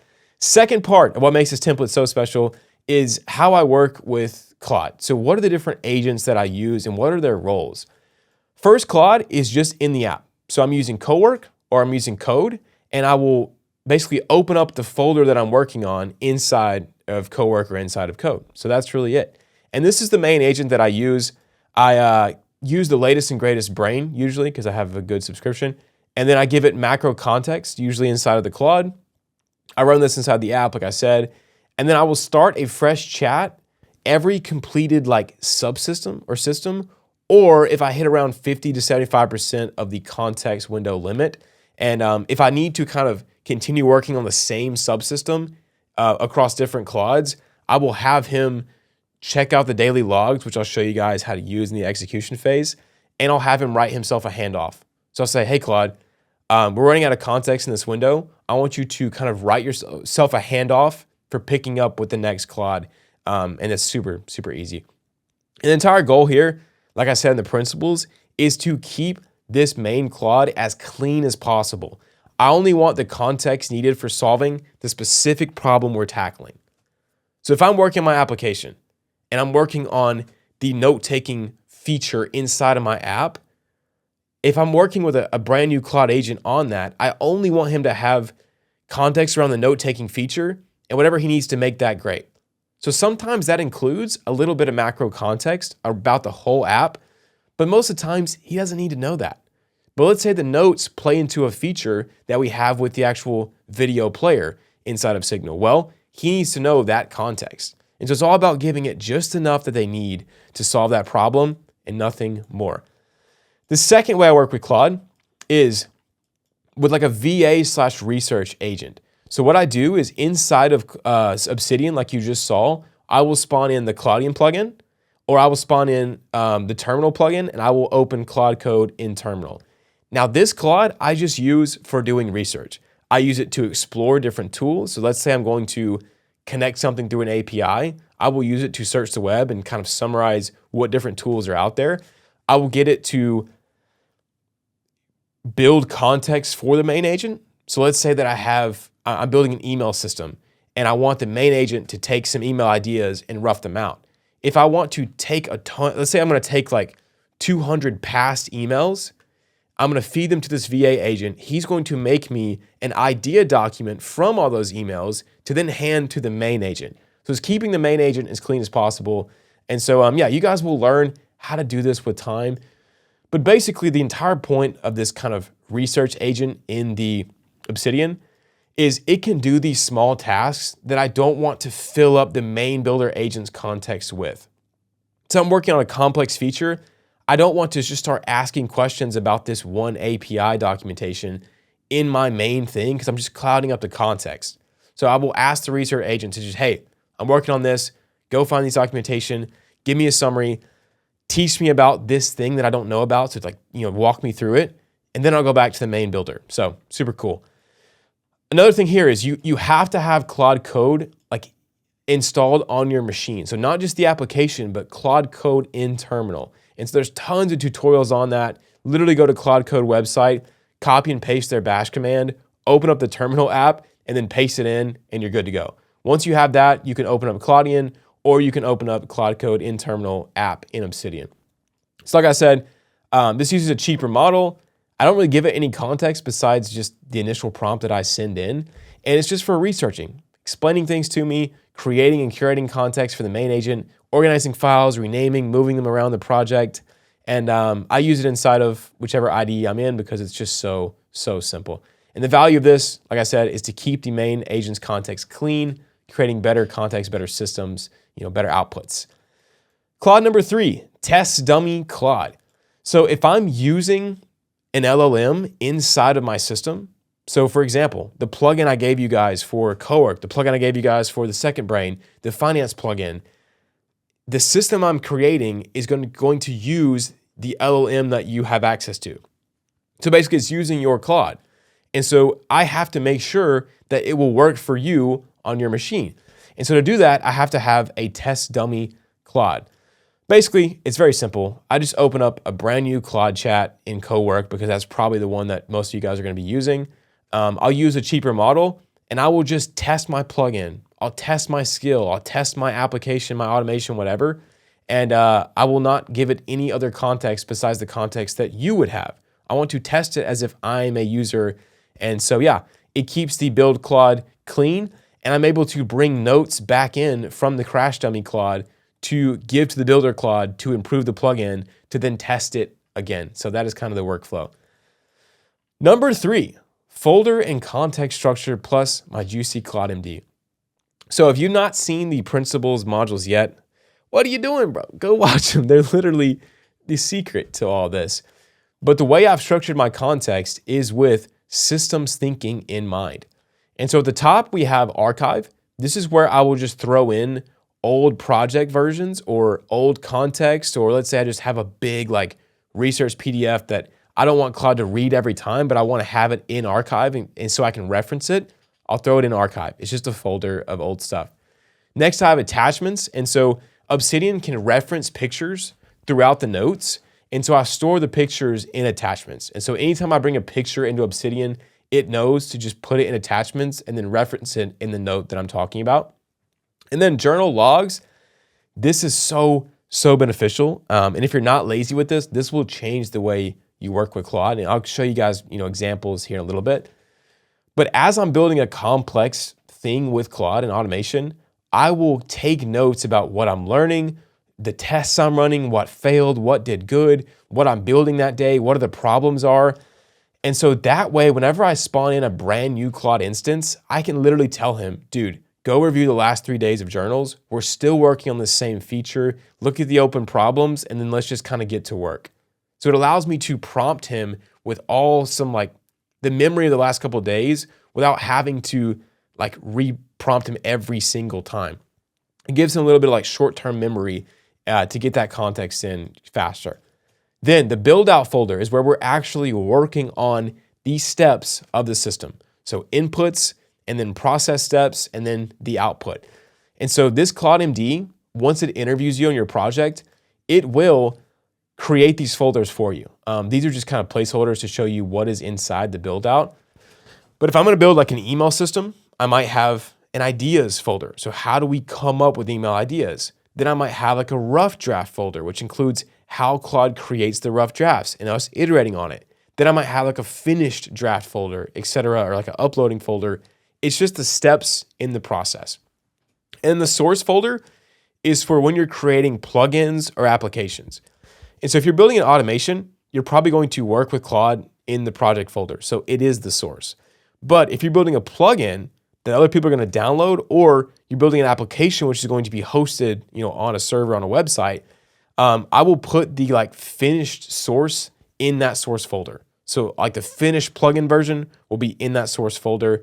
That way I always know like what I'm building and then what is actually shipped. Like what is the current live version? You'll learn that as you go. And something I want to explain is that this is a template. So every one of my projects doesn't look just like this. I've got small nuances. That's why it's essential that you get the principles and learn the skill of working with AI. This is going to take time. It is a skill, but hopefully I'm saving you hundreds of hours by explaining to you the good stuff of what actually works. So then we have important info. This is just a document where I save, passwords or things that I just need to easily find. And then lastly, we have the build process, which is just a good little reminder of how to build efficient and good systems. It's kind of like a very short synopsis of part of the principal modules. So it's really good to remind yourself where you're at and how do you build good stuff. Finally, the Claude.md. So how I've structured this Claude.md is really to help you get the best start to your project as possible. And same for me, because this is what I use. And so all it does is it basically says, hey, the user is going to build one of these three things: an automation, a plugin, or an app. So first thing we want to do is interview the user. So get the best inputs as possible out of the user, figure out what their process might be, like what they're thinking about, offer to help them do research. And then second is to poke holes in it. And so offer to review the plan that you just created. Third is to write the spec. So it'll go through and write like which tools we're going to use, how we're going to build this. 4, it'll build out the folders. So like I said over here, it will change the names of these to match whatever you agree on in your plan. Then it'll confirm with you. Then it will rewrite this entire Claude.md. So it'll rewrite the Claude.md with context of your project based on the answers that you just gave it. Super, super cool. I know it sounds complicated, but like I said, this is a skill. Just get in there, build with Claude. I'm gonna give you guys 3 different levels of difficulty to get you up to speed so you can do this. Speaking of the 3 different levels, let's go over how I work through these automations. Now, something I want you to understand is that it doesn't really depend on your skill level. It's more about the complexity of what you're building. And so I will use kind of like level 1 workflow if I'm building something that is very simple and doesn't require a ton of effort and thought. And so I'll show you guys what that looks like. Level 2 is going to be, an automation or a plugin or even an application that you're going to build over the span of weeks. So something that's going to take a little bit longer. It's going to require more iteration. This is what I think of when you're going to actually give things to your team or give these to your audience or sell these. So I had to spend weeks on the finance plugin because other people were going to use it. You guys are going to use it. I had to make it simple. I had to test the edge cases. I had to make it as valuable as possible with different features. And so there's different, features inside of the plugin that took me weeks to build.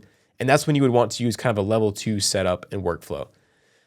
Lastly, level 3. This is something that you're going to work on for months or years. So I am like 5 months into building my first paying web application called Signal, which I absolutely love. And so I've learned a lot through this. And building something that users are going to use and like you're going to store their data, it requires a whole different level of work. It is not just building a simple Claude skill or an artifact. It requires serious iteration, serious thought, and that's when you want to use the maximum kind of level 3 workflow that I will show you guys. And what's funny is like level 3 systems are really just made up of level 2 subsystems. And so this application has like 25 different features that are each their own system that we had to combine together and do that in a way that's safe and user-friendly. So yeah, it's really tough to do. So level 1, like I said, it's kind of just for stuff you're exploring, or it's really, really simple. I don't know what that's doing there. So all you have to do is kind of just like use the Claude MD and rip it, which I'll show you guys examples. Level 2, how you do this is you're actually going to use my template. You're going to have Claude interview you. You're going to kind of build a V1 and ship it. And then the only difference between level 2 and level 3 is you're not going to do that much iteration. Like you'll test it out, you iterate it, but just because you're the one using it or your team's using it, it doesn't have to be perfect per se. Then lastly, level 3 is when you want to go all out. Heavy thinking, lots of pruning, keeping up with your journals, exploring different options, restarting everything over again. And I'll walk you through what a process looks like with this. But really, this is how you build amazing stuff, amazing systems with Claude. The first is, you want to get as deep as possible on the inputs, the process, the outputs. So getting as much thought as you can inside of the pre-build context. Like I said, we'll go over it. Phase 2 is building the V1, so just getting an output, even if it's not great. Like I said, watch the principles if you haven't. We go over these phases in depth. And then phase 3 is the big phase. It is iterating. It is making it work. It's pruning the context, rethinking the systems, rebuilding all the little subsystems inside of everything, starting over, struggling, thinking, rebuilding. I know you guys are probably like, KJ, this is a cop-out step. This is great instructions here, but I can't show you this. You have to struggle through this. You've got to build these automations. There's no way I could tell you how to think clearly and struggle on a notepad with how to structure things. You just have to do it. You have to do it. So anyways, yeah. Then phase 4, leveraging your automations. We're going to cover that in an entire module. But yeah, those are the 3 levels of workflows. And like I said, we'll go over each one here in just a second. I'll give you guys examples. But some important reminders. Keep it simple. Iteration is the key here. Improving your process, improving your automations over time. And the good news is AI gets smarter and smarter, meaning some of the parts of this process might not be necessary in the future because of how smart AI has got. But here's one thing I can guarantee you. You have to be the one who has creative, clear, and innovative thinking. You have to be the one who is guiding Claude, pushing, the agency, the human agency of I want to do this. How do we think outside the box to get this outcome? And over time, you should spend less time in front of Claude and more time in pen and paper. The better Claude gets, the more he can execute your vision. So the more you should spend time cultivating your vision. And that is a hard thing to do, but that's why I gave you guys the principles modules, because that's the only way I know how to think about it. And once again, the final reminder is what to build matters so much more than how to build it. So just this is really cool stuff about building, but what matters so much more is what you're actually working on. You could use the level 3 automations to build something that I don't know, just track something random that doesn't help anybody. I would highly encourage you guys to just try to build things that are as useful and valuable as possible. Solve problems that really are plaguing people and you want to solve. So with that out of the way, let's go build something. Enough yapping. Let's go build. Let's get in Claude. Let's get in the template and let's go do it. All right, welcome to Level 1 Automations. Let's start building some stuff. So here's the process for building these simple beginner automations. Also, if you've never even touched Claude, if you've never made anything with Claude, I highly recommend starting at level 0. I have a brand new Claude Cowork 101 course, completely free, goes over all these things about settings, use cases, skills, plugins, your first automation, usage, lots of bonuses as well. Go check that out if you're brand new. I'm serious. All this is going to make way more sense if you actually have a little experience inside of Claude. So check that out. It's in the school, probably link in the description, but if not, just search up Useful AI School. Now, level 1 automations. The entire goal of this level is just to build something kind of valuable with Claude, to test out this new systems thinking you've learned to build something cool. So let's do it. Here's the process. We're going to create a new folder, just like that. We're going to drag in my level 1 Claude MD. So not the entire template yet. We're just going to drag in a Claude MD file. Super simple. You're going to rename it to just Claude.md so that Claude actually recognizes what it is. Then you're going to open Claude Cowork, select that new folder. So like select the folder you just renamed. And then let's say get started. Then you're going to answer the questions and build with Claude. So let's go do it right now. All right, so step 1, we're going to create a brand new folder wherever you want to. So I'm going to call this YouTube Research Level 1. So now I have my new folder. I'm going to go to the link in the description of the school. It's inside a classroom, then go to start here, and then go to YouTube resources, and then click on the level 1 Claude.md. I'm going to download this. It says no preview available because it is just a text file. There's no pictures, but you download it by clicking the top right or clicking the big yellow download button. Then I'm going to drag that to my desktop. I'm going to actually drag this into our folder. I'm going to open the folder, and I'm going to rename this to just Claude.md so that Claude knows exactly what this is. Now the Claude app will actually register this as a Claude MD, all caps. So now what we're going to open up Claude and get to work. All right, so now that I have Claude open, all I'm going to do is select that folder to work in. So I'm going to go to choose a different folder. Make sure you do folder and not project. I'm going to select a folder, go to desktop. I'm going to select that folder we just made, which includes the Claude.md, which I gave you guys. I'm going to change this to act without asking because I feel like Claude is pretty safe these days. I'm just going to say, let's begin. And now what it's going to do is it's going to read that Claude MD that I showed you guys, and it's going to interview you about your first automation or your beginner automation, and then it's going to build it after it's done. It's going to create the folder. It's going to do everything for you. All you need is just a folder, the Claude MD, and then Claude. And like I said, this is for beginner automations, but this is the best way to start because you can always take a beginner automation and upgrade it to like a level 2 or level 3 if you find that it is really valuable to you and you want to make it more robust and better. All right, so Claude now has the first question for us. He says, what are you building here?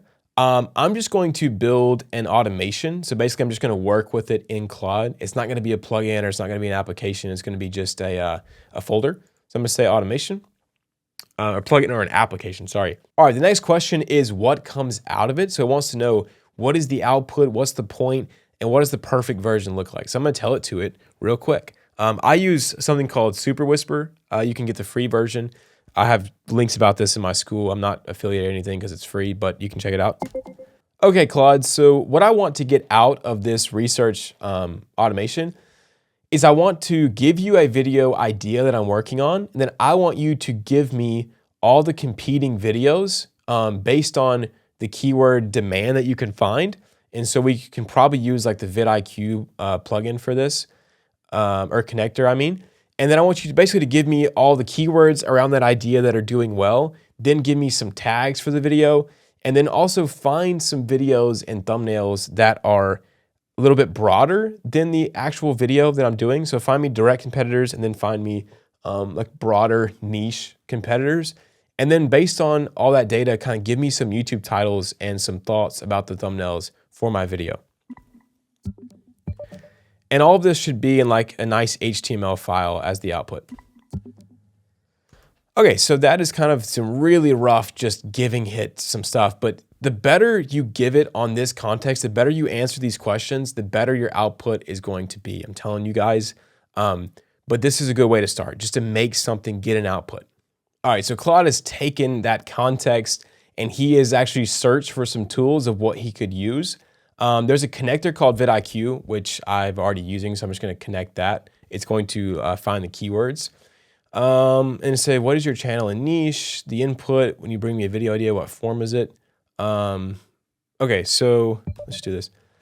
So I don't have any examples of research done before, but the idea that I'm working on right now is a full AI automations course using Claude. And so the value of this video is going to teach someone how to build valuable systems and get crazy outputs using Claude AI and using my templates. It's going to be a long course, so a couple hours long. It's going to be awesome.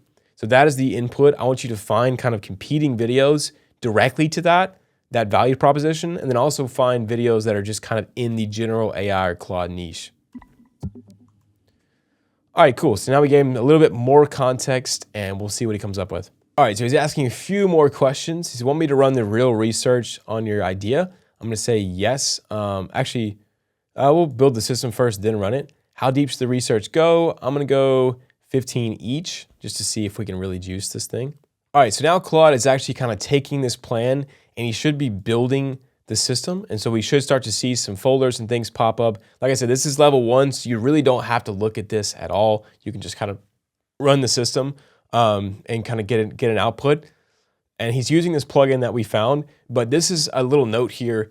In level 2 and level 3, you would want to do way more research about what tools are available. You might want to test different tools, like is vidIQ good, or should we use an API? Like, these are all decisions that you have to make as the system designer, because Claude's just gonna head in the direction you say.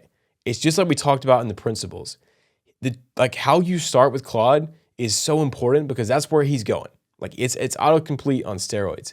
And so you have to be the one to pump the brakes, to slow down and say, hey, let's actually test this. Should we use vidIQ or should we use the YTJS API or SuperData API? Like, you have to ask questions, go deep. But like I said, for level 1, doesn't matter, but this is a point here. This is where like things differ from just rolling with Claude and actually freaking thinking about the system and building something super dialed. So as we can see here, Claude is actually building out the system in the forms of folders. These things don't matter much because, like I said, you're not really going to use too much context and use Obsidian. You're just literally going to build a system in here in a Claude chat. But you can check it out if you want. You can see kind of all the steps that it's doing. You can see the actual outputs, the HTML report.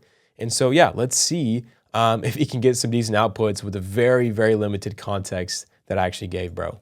All right, so what he's doing now is he's actually rewriting the Claude MD. So the Claude MD I gave you was prompted to collect context from you, ask questions, figure out the build. But now that it's built, he's actually rewriting the Claude MD to have context about what you've already done and what it's built. It's pretty crazy, but it's really cool. Like I said, you don't have to know how this stuff works in level 1, but just know like that's what it's doing right now is it's actually rewriting its own Claude so that if you open a brand new chat with this folder, that Claude instance knows what's going on. It knows what the system is. It knows how to run the system, which is just really, really cool.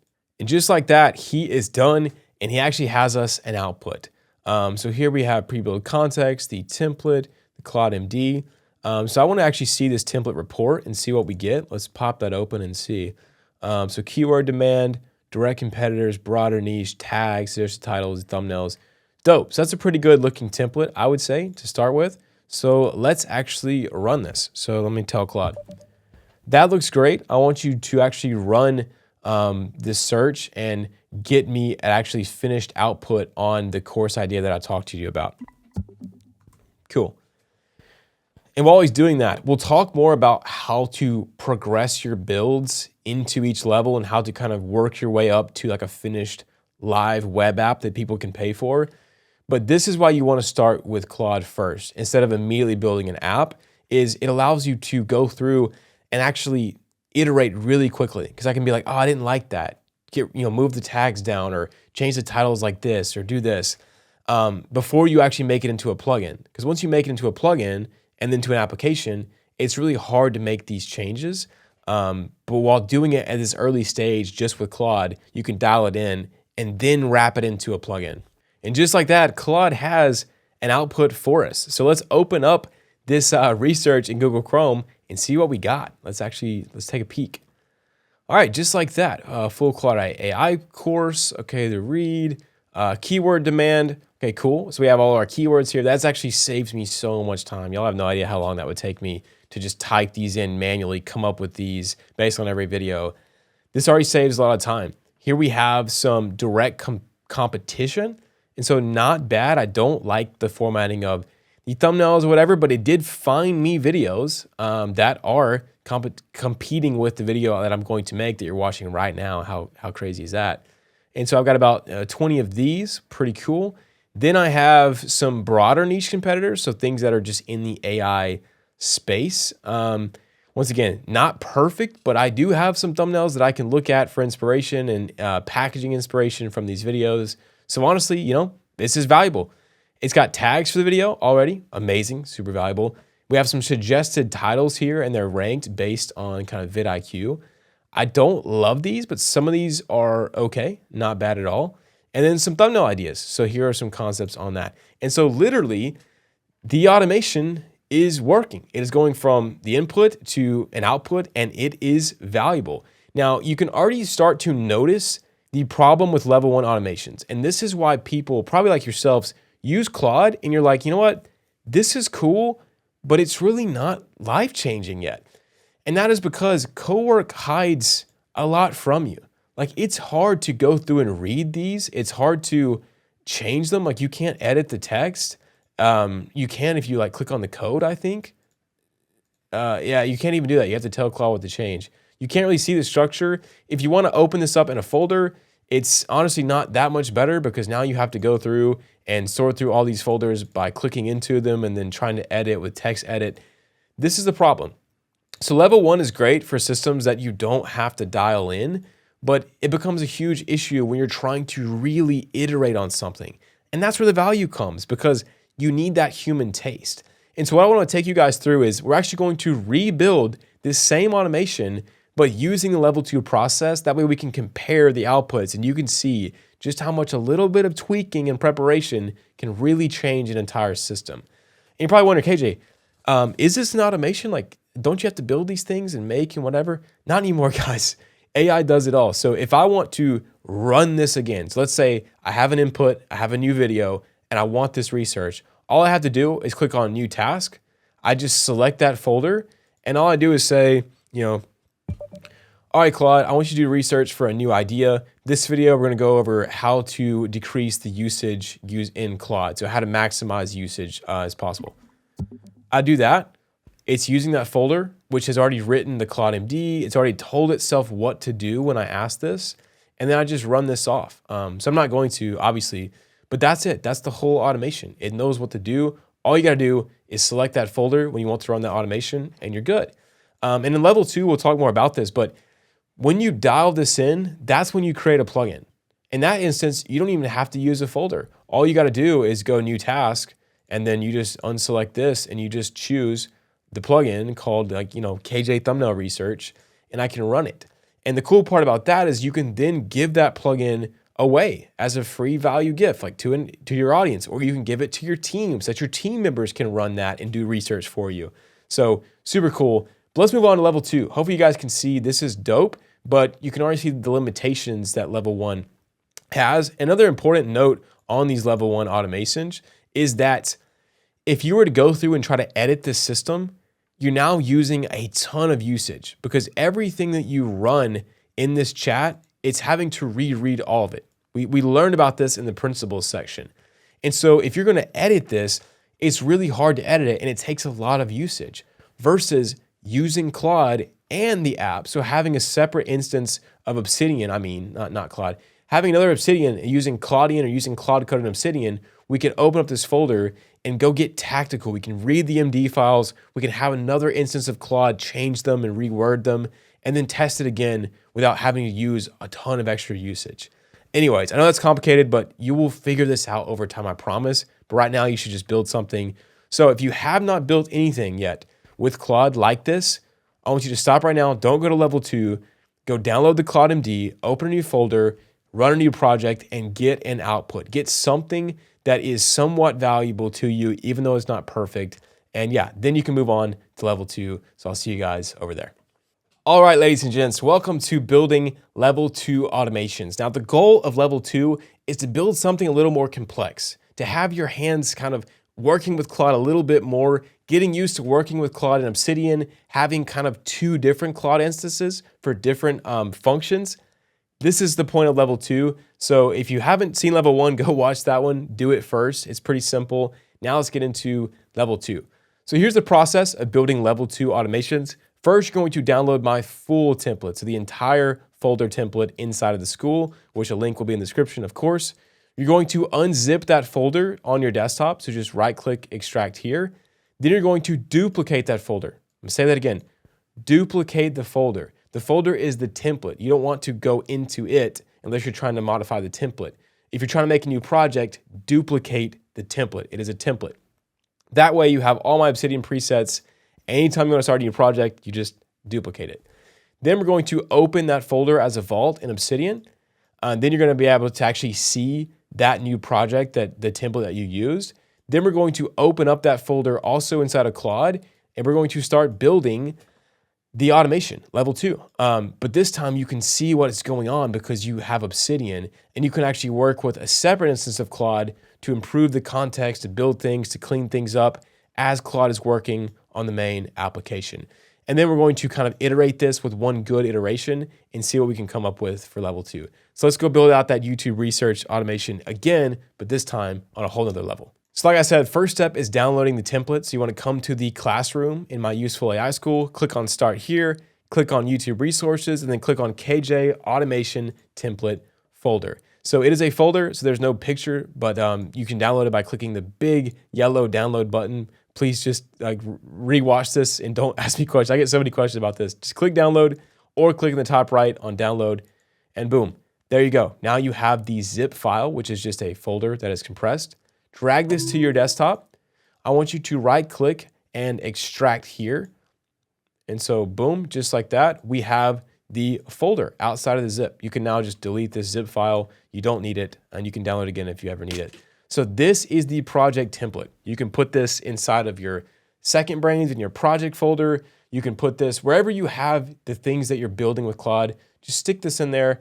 And anytime you want to do a new project, it's very simple. You just right click and duplicate. That's it.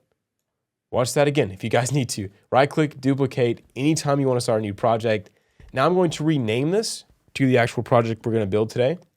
So YouTube Research Level 2. Awesome. Now what I'm going to do is I'm going to open this up in Obsidian. So I'm going to grab my Obsidian, and I'm going to actually go to Manage Vaults if you already have a vault open. I'm going to open folder as a vault.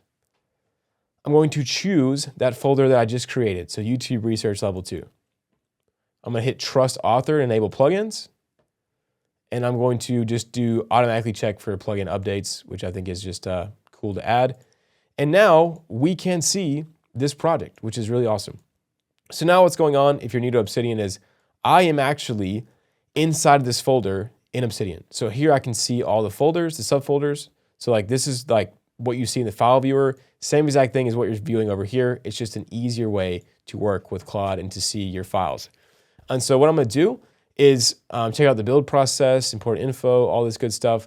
Now, before we actually start working with Claude, how we're going to make this level 2 better is I want you to spend some time really filling out the pre-build context. What I like to do is I'll actually fill in as much as I can in here, and then I'll go with a note, like a pen and paper, and I'll write out what I think the system should look like. I'll get really clear about what I want. Because like we talked about in the principles section, if you don't know what you want, it's very hard for Claude to read your mind and give it to you. But the clearer you can get on what exactly you want to see, the better Claude can make it. And that's why in level 2, we're going to spend more time than just a few questions answering it here. So now, how do we actually start building with level 2? Well, same way that we start with level 1, we just go and open up Claude.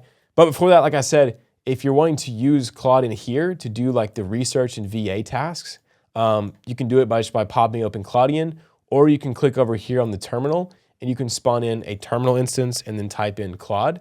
But make sure that you have Claude Code downloaded, the actual CLI. So like I said in the original overview module of the execution, go download Claude Code in your actual terminal app. So this will be able to give you both of these options to work in Obsidian. So let's go start up this project. So what we're going to do is we're going to go to Claude Cowork or Claude Code, whichever one you like, they work the same. I'm going to basically turn off all my connectors to start with, and I'm going to choose this brand new folder we made to work in. So I'm going to go to Desktop, choose Research Level 2, and I'm going to say, let's start, I guess is what I'll say. Now, this is the exact same way that you start with level 1. The same exact thing, same process.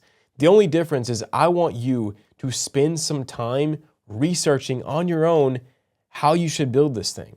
So a couple examples are, what tool are we going to use to actually find the YouTube videos? And so something that I might do is I might come inside of Obsidian here, I might open up this Claudian, and I will say, I'll just do this. Hey Claude, I'm going to work on this build here in a second, so I don't want you to start the build quite yet. But what I do want you to do is figure out what are the different ways that we could actually pull YouTube videos and find YouTube videos. Is this like through an API, or is there connectors? Like, how can I basically search YouTube by using Claude to do it for me inside of an automation? So I might spawn this off and do some research on that. And it's actually not connected. Great. So I have to start a new conversation. Try it again. But you get the point. I would actually, so there we go. We're actually building now.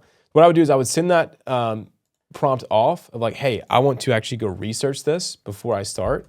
That way I can fill out this pre-build context better. And then I would spawn in another instance and I'd be like, okay, Claude, I want you to, let's work. I want you to figure out like, how can I find keyword demand? Like, what tools can I use to figure out where demand is on YouTube? I would spawn that off. And so I would do research to fill in this pre-build context. And that is the difference. So what I'm gonna do is I'm gonna go through, I'm gonna fill out this project. I'm going to just work on it for like, a couple hours. And then we're going to see the difference in a level 2 automation and a level 1 automation. And I'll kind of show you what I did and what the project looks like. So yeah, let's go do it. All right, so I now have kind of the level 2 of building this YouTube packaging research automation. The first thing I wanna do is I wanna show you the output. So if you watched level 1, you saw the level of output that we had from the level 1 system. Here's level 2. So here we have a little bit cooler looking thing off the rip. We have its like big title, which is honestly a way better title than the last ones. We've got kind of some thumbnail things here, and then the best kind of golden competition. Who had the best video that's similar to mine? We've got the keywords most relevant to me, so it kind of separated the keywords into most relevant to the video and ones that aren't relevant. Next, we have the competitor section. Wow, these look way better as far as just like, the formatting looks better. Also, I have the ability to see which ones are outperforming the other videos on each channel. So like this video is a huge outlier for this channel, which is really cool to see as well. Also, these videos look like they're a lot more on point than the original level 1 automations videos. So these are a lot more accurate. Pretty cool. And then we look at the broader inspiration. So there's actually a lot more here. They're in this smaller format, which is nice. And they're separated by what type of broader it is. So this is just the Claude AI. So broad as far as Claude is concerned. Then we have AI automation is just the keyword there for all of these. And AI automation agency. So all of these are fall in that bucket. Overall, this is way better inspiration. So there's a lot better inputs for me to come up with thumbnails from this Claude output. So overall, we're already off to a way better start than level 1. Like I said, I'll show you guys how I did this in a little bit. And it looks really cool. And I can actually click on any of these videos, I think. Yeah, I can click on them. They'll open on YouTube. Pretty dope. Next section is title elements and ideas. So I really like how it's done this by talking about the different elements of titles I can use. Then it gives me some titles based on my voice. So it actually knows how I like titles, which is huge. This is like a big, these titles are way better. Like go back and watch level 1, look at the titles and look at these. These are a lot more like a KJ video. I might even use literally some of this, which is awesome. Experiments worth testing. So Claude actually gave me some out of the box titles that aren't like mine that could be worth looking into or stealing inspiration from. And then which ones vidIQ like the best.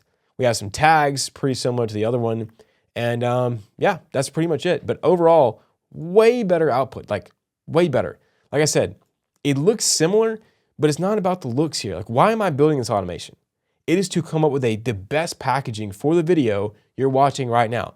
So what I can guarantee you is I will be using what you see right here to make the title and thumbnail that you just clicked on, which is crazy. So this is very valuable to me, and it's a lot more valuable than the last one because these are a lot more accurate to the video I'm trying to make, and it gives me better insights and I can make better judgments on my own stuff.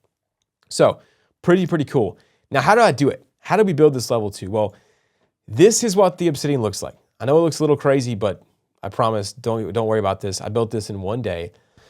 So here's the pre-build context. I took time to really answer those questions. So instead of just firing off like a couple short prompts to Claude like we did in level 1, I actually took the time to sit down and figure out, what am I building? Why am I building this? What do I want to see come out of the system? What does a perfect output look like? Like, why am I doing this? What is a process that might work? Also, what I did was I tested out different things. So these are like, I tested like, where's a good place to search these videos? Do I use the vidIQ MCP, Superdata, or YouTube JS? I tested different tile variations based off of my own skill. And I did all this and putting it into these different folders. So this looks complicated, but the only difference here, seriously, the only difference is that I took way more time to fill out the pre-build context. I know that sounds crazy, but that's literally it. The closer you can get to where you want to go, like, or the clearer you can get the output for Claude of what you want, he can help you do the rest. And this log, I just kept manually. So I literally said like, okay, what input will I give Claude? And what is the output I want out of this system? Like, what do I want to see? And so by clarifying that, I came up with questions like, should I use vidIQ or should I use Superdata, or is there something else I can use? And so guess what? I spawned in Claudian and I asked it, hey, do some research on what kind of tool I could use to find these videos. So it's all about spending time to really make things clear, building the system with Claude, as opposed to level 1 where we just let him make assumptions and run with it. Now we actually got a lot clearer. And so yeah, that is really cool. And now if I wanted to make this into a plugin now, I could, because I think it's really dialed. The input is literally just, hey, Claude, here's an idea for a video, do the research. The output is this amazing document, which literally does all the work that used to take me 4 hours at least a video, maybe even 8 hours a video, and now does it in minutes. And it does it better than I did, which is absolutely incredible.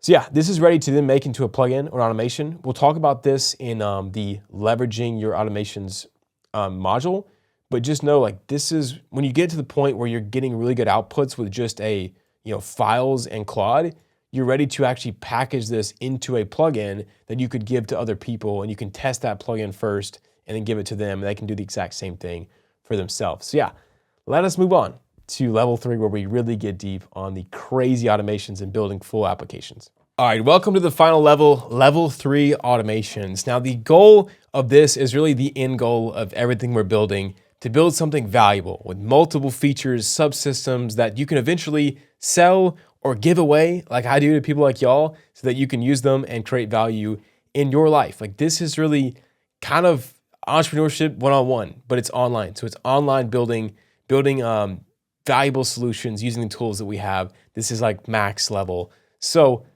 let's get into it. The process for level 3 for setting up is the exact same as level 2, right? You want to download the folder template. You want to unzip it. You want to then copy and rename it. So if you haven't watched level 2, go watch that. I won't redo it again. Then you're just going to open whatever your renamed project is in Obsidian, and then open that in Claude, and you're good to go. So what is the difference between starting at level 2 and level 3? Well, level 3 is you really want to fill out the pre-build context in depth, like do some serious thinking. When I build level 3 automations, I mean, I'm like literally on a whiteboard, like mapping out stuff, testing out different processes, because I want to start in the best way possible. And normally I don't start by building a level 3 automation, honestly. It starts out as a level 2. And then once I decide that, man, this is really valuable, I should like build this out into a plugin or like a full app. Like I will then transition to level 3. So a good example we'll look at here in a second is my finance plugin. I built that for myself. It was not a plugin. It started out as just a simple automation. Then I realized, wow, I could build this into an artifact. Like, let me actually step this up. It became a level 2 project. Then it became a level 3 project. And I was like, man, this thing is in depth. I worked on it for over a month. It has different features. I'm ready to package it up into a plugin and give it away to you guys. And so, yeah, you don't really start as level 3. Start it off as level 2. Fill out that pre-build context as much as you can, but don't get too narrow thinking. Like leave some room for Claude to kind of poke holes and stuff. And then you start off by, once again, opening up that project in Claude as a folder and then just running, say, let's get started, do whatever. Now, here's the difference between level 3 and level 2. It's really on the back end. It's learning how to work in Claude, like in Obsidian with Claude, and changing the context, like pruning the context, iterating. There's a reason why there's so many software engineers, but very few of them are billion-dollar founders. It is not the technical ability. It is the judgment and the clear thinking and the ruthless iteration to simplify and to make things better and to focus. That is something that I cannot teach you. I can make you aware of how important it is, which is what I hope this course has done, but I can't teach it to you. So I want to make you aware of it. I want to give you examples of how I've started doing this in my life and the things that I've built. And then I want you to do it yourself and to learn this skill. So with that being said, let us dive into what a level 3 automation actually looks like behind the scenes. All right, what you guys are seeing right now is my Signal application. So this is a real application that is live, and we have paying users on this thing. So shout out to you guys who are actually subscribed and doing this using our app. But it is dense. I mean, we have everything here: billing. We have a big settings. There's so many features on this app, and I'll show you kind of what the core feature is, and that is to help you go from just a basic problem that you have that you want to find videos on to having a ton of perfect videos for you. So I'm just going to do audio to learn. Oh, hold on. That's the developer tools. Let's try this now. I want to learn how to do YouTube thumbnails really well for my YouTube channel. And so I want to learn how to use Photoshop, what other tools I could use to just make better thumbnails, to get clicks and get more views and help more people. So I'll just throw that off and we'll spam that here. And so I'm just going to say some experience, how deep you want to go. Let's just go deep. And then it's going to reading your goal. So now this application that I built is going to give me this brand new project and give me videos to help me learn. It's like YouTube, but on steroids for people who learn. So yeah, pretty cool. So I'm gonna show you guys how I built this entire application, how I did the UI for it, the actual player UI, all that good stuff. It took a long time, took months, but this is what a level 3 project really looks like. So yeah, the input was I had a problem I want to learn more about, and then the system, the output, presents me these videos that I can then save to my project, so I can click on them and save them. And then it'll actually download the transcripts and kind of give me summaries and stuff for them. And then if I want to watch these videos, I can do it right here inside of the Signal app. And once again, you guys do not have to use or download this. It's not supposed to be like a sales pitch. Honestly, I'm more focused on my agency stuff right now, which I'll show you guys that in a second. So if you guys want us to build you custom software, me and my incredible team of engineers, if you're a business owner, hit me up. I'll build you everything we're talking about for a really good price. So, book a call here if you actually want that. But back to Signal, I want to show you guys how I made all this stuff. You can literally do different notes. I can add notes in here. I can do different sections. I can uncheck these. I can skip directly to this section. I have the ability to change the speed. I have the ability to see a summary. I can control the player from the notes. I can see more from this channel. This is a full, live, big, paid application. So that's what I'm saying. This is what we're building in level 3. It is a lot, but hopefully you guys can see how cool this is and you're excited. So let's go take a look at how I did this. So as you can see here, this is the actual files, the context, the project of Signal v3. So on the left, you can see the archive, the journal, stuff like that. And then we see the process of going from the first step. So context to query, and then filtering batch 1, all this you don't have to know about. But this is how deep it can get. And so if you see my journal of building this one feature, you can see my brainstorming, which was all of my doing all the research beforehand for this one feature. So the feature that I'm building here is literally talking about just how to go from an input, someone has a problem, to literally finding, ranking, creating tons of results for people can filter through. So I won't go deep in all this because honestly, it won't help you guys, but here's what it looks like. It's me every day, putting out my thoughts for version 2, iterating, testing over and over again. And so from going from context to query, I have tons of variations of just this skill. And I won't show you because this is literally the money maker, is what I make money from. But it's figuring out, how do I go from that one step So we talked about in principles, like this is where the principles get extremely useful because otherwise you're going to be very confused watching this. But if the input is user has a problem and the output is we give them every single video that's going to perfectly solve their problem, the process is what we're building. How do we get there? How do we get from input to output? How do we make that output better and better and better? And so this is how I'm doing it. The first step is literally taking their context and creating search queries to then push into APIs. So figuring out what API do I use? What queries do we actually create? How do I give the skill to Claude or whatever LLM I'm using in the application to actually create those queries? Like I said, I can't show you because this is my moneymaker, but this is me testing it out over and over and over again. And then once I actually have the results back, like how many videos do I collect? How do I filter them? And that's where the second step comes in of like the filtering batch. And then how I actually test this before going to application is I literally have it give me like a result. So like here's the actual report, the filtered report. And so I'm doing the main value of the application without it being in the application. And so here I can have it do an HTML where I say, hey, this is the input. I'm a copywriter. I want to get clients through cold outreach, but I don't know how. Boom. Now I'm able to see clearly how the algorithm that I've programmed and how Claude is ranking these videos. And I can see which ones that it's cutting off and not showing. I can see all the ones that it's bringing in. So this is behind the scenes of what's going on in the application. And here I can iterate it. I can get really like in the weeds. This is what I'm trying to, the only value I'm trying to give to you guys by this is just showing you like there's levels to all of this. And if you're going to make something that's really, really valuable, you have to spend a lot of time on even the simplest sounding feature. And so that's level 3. It's going deep. It's taking days to iterate and redo and prune and try again and all this good stuff. And then I had Claude give me a customer view so that I can see how it actually shows these videos in the project to a customer. So if we go back to this project, this is using the exact same skill right here. So what it's showing here is what it's going to show me in the HTML. But instead of having to like push this to a live application, I can test just the algorithms right here on my computer and then send it off to my software engineers who actually implement all this. So super cool. I also tested the refresh feature. So I'm like testing like how much does it refresh? Which ones does it refresh?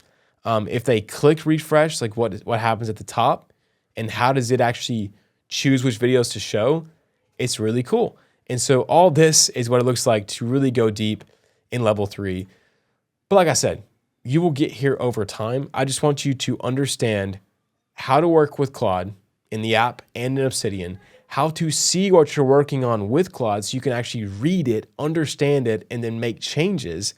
And you can see all this in here, brainstorming, old skill, questions to answer, test notes, problems to solve. You have to dig deep. You got to understand. And then also, don't be lazy. Take time to keep a journal of what you're learning each day so that your thinking is clear. And then Claude, whenever you spawn him in, you can just say, hey, man, read day 2. I want you to check out day 2, and then let's start working on those problems at the end of day 2. And so, yeah, hopefully this is valuable. I know it seems like a little bit confusing, but that's the whole part of level 3, man. Like this is building billion-dollar software. Like it's really hard to explain in a course, but hopefully I've given you at least some nuggets or I've changed the way that you think about this stuff so that you can build these better. But like I said in previous ones, in level like 1 and 2, you work up to level 3. These are things that you want to spend months and years on, but just start with level 1. Move on to level 2. When you're ready, you will naturally progress into level 3 and you'll use all these features from the template.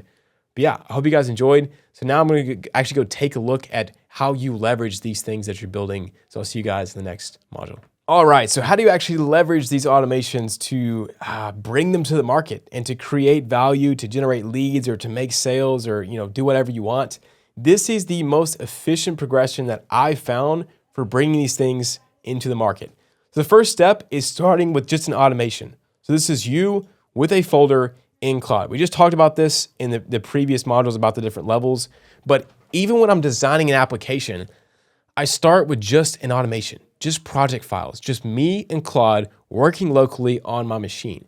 That is because when you start to worry about the user interface and other people like kind of using it and like how to actually wire up the coding on a live site and implementing it where it doesn't frick with your existing features on an application, things get messy. But when you build it locally and you get the exact outcome you want, the exact output, talking about systems, when you get the desired output, that's when you can go ahead and move on to productizing it. And so I highly recommend that you iterate heavily locally, just with HTML files, just with getting the output you want with Obsidian, with Claude. And then once your value proposition is dialed, like the core thing you do, the core thing your automation does, that's when you can package it. You can make it into an application. You can make it into a plugin. And that brings us to step 2, the plugin. So when I'm doing things for Signal, just like you saw with this like kind of Signal, the new algorithm, what I'll do is once it's dialed locally, I will package it up into a plugin. That way I can send it off to my team or my friends or beta testers, and they can see what are the results without having to have a finished application yet. And so basically, the cool part about this is you have people can test it without it needing to have any kind of UI. And so the only thing I care about in this one feature of Signal is someone has a problem. How good is our application at giving them the exact videos they need to solve that problem? That's what I want to figure out. And that's a complex problem if I'm really going to solve it. And so by making it into a plugin after it's done locally working, I'm able to give it to more people who can test it and not just me. People with different problems, different perspectives, and they can tell me how good the actual algorithm and the decisions were from the system. And so the cool thing is real people, test it. Now to leave this phase is real people actually use it. So I know, we all have friends and family who are gung-ho on checking out our cool stuff. But before you make something into an application, I highly recommend that people actually use it a lot. So people actually use your stuff, not just test it, but they use it in their daily life. That's a good sign that, I should build this into an application and I should actually charge for this and actually spend the time putting this, deploying it, getting it live, doing the safety and stuff. Now, I'm extremely blessed. I have a team of engineers. One of them is an incredibly talented ex-Google engineer. Shout out to you, Caden. He finally quit his job at Google to do this kind of stuff full time, which is amazing, and working with other companies. But he does all the back end to keep these things safe. So I will warn you, when you go to do an application, do not charge people for it until you have made this thing super, super safe and you actually know what you're doing on the software, scalable side of things. And if you want to hire us to do it, we just started our brand new agency. We're launching it officially this week, 780. We will build you amazing software like you've seen that we've already built for ourselves here for your small business. We're really excited to do this. I'll be doing kind of the business thinking, and I'll have engineers implementing it, making it safe, and building you custom software. So yeah, there's the sales pitch for our agency if you are interested. Link in the description. But yeah, that is the best way I found to leverage these things. Start with just a project, like a folder in Claude, move to a plugin, get other people to test it, see if they actually like it and use it. And then if they do, start moving it to an application. So come up with UI, build the branding, wire everything up to happen on a live site. And then you can actually, send it to people, charge it, and make some amazing value, builds, and make some money. So yeah, that is how to leverage your automations the best way that I've found. All right, let's break down one of my favorite automations I've made in recent months, which is my finance plugin. So I released a plugin which helps you do your finances from start to finish in Claude, helping you with everything. And it's pretty awesome because I did not think a finance video would get any views, and it's actually doing incredibly well because it's not just a video. I'm giving away a solution, an actual automation I'm giving to people for free to solve a real problem. And you guys' comments and emails have been incredible, so thank you so much for that. But I'll show you guys how I did this. How did I actually manage to build this thing so that people can get this software inside of their Claude and it work for every single person, it have all the amazing features that it does. How did I do this? Well, let's dive into the project and let's take a look. All right, so now we were inside my finance plugin project. So you can see this is kind of an older version of the template that you guys got in this course, but this is actually, I made a lot of strides learning how to make this template through building this plugin. So here we can see my Claude MD. It's very simple. It's just explaining this is the plugin that I'm trying to create. This is what I'm doing. This is my workflow. Here's what the plugin is supposed to do. Here's how we're going to work on it. And then whatever the heck this is, I didn't even write that. You just, did that in here. And then the folder structure layout. So pretty simple. Then some rules here that I just came up with as we were working on the thing together. But what I would do is these are the source folders. And so this is like all the skills in the plugin. So I told Claude, hey, I'm going to make a plugin, but I want to be able to see the skills that you're actually working on before you package it into the finished plugin. And so that's what the source folder is for in the template I gave you guys. It's for seeing like what the actual version you're working on, all the files in here so that you can actually edit them instead of them only being inside of the Claude app, which is hard to edit. So what I would do is it would give me the plugin. So I would like see the plugin here. I would download this into my Claude and then I would run it. I would test it as if I am a user, as if I'm one of you guys. And I would test different cases and edge cases. And then what I would do is I would just continue to make notes of like what was going wrong and what I needed to change. And then I would keep, like you see all these tests here, like it's so messy, but real projects just get messy, guys. I would build the dashboards in HTMLs before I even I would just test it with test data before I even did the artifact. And so that's what I would do. And so from start to finish, really, I just wrote out a big pre-build context of the purpose of this dashboard, what the features were. Like I thought through all of it really before I touched Claude. And that's the secret.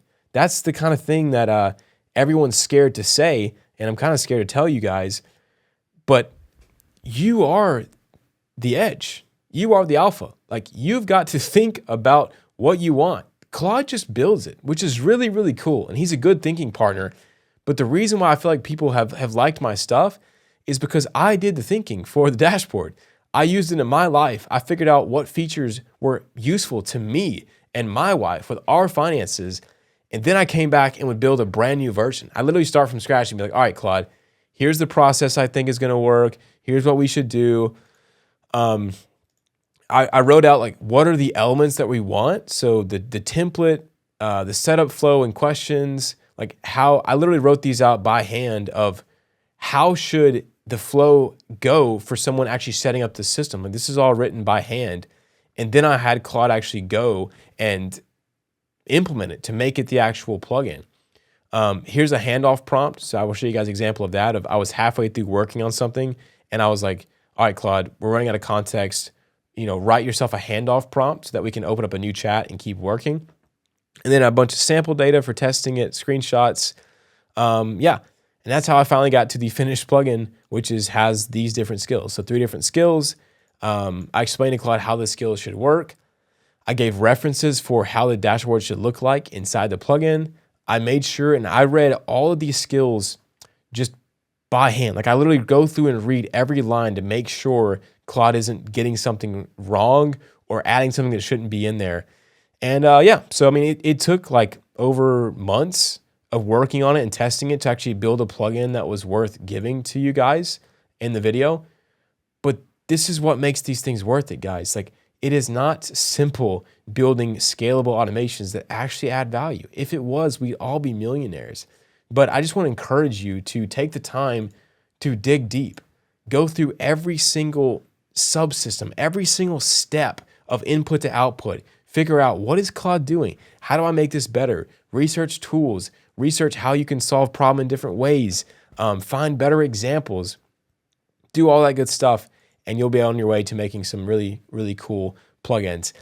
And so yeah, basically the workflow for this was, like I said, work in this Obsidian with a Claude cowork chat, and then we would build a plugin, and then I would open up a new cowork chat where I would download the plugin, and then I would test it in that fresh chat, take away I'd make notes on a notepad of the things that were wrong. I'd go back to the builder Claude and I would tell it, hey, these things were wrong. Re-edit the plugin inside of the source. I would read the source files to make sure it got the changes right. Then I would say, okay, ship this into a plugin. It would package it up into a plugin and I would repeat. I'd give that to the test Claude, see what went wrong, take notes, fix it, package a new plugin, repeat. And this is what I did over and over again to make this finance dashboard. So hopefully that makes sense and helps you guys. But yeah, let's move on to another automation overview. All right, so welcome to this plugin and automation that I set up for one of my one-on-one clients. And so he's a custom home builder and he wants to figure out how can I give blueprints to Claude and get an actual takeoff and estimate on the other side of things. And so I won't show you all this because this is his project. So I want to keep it, proprietary to him.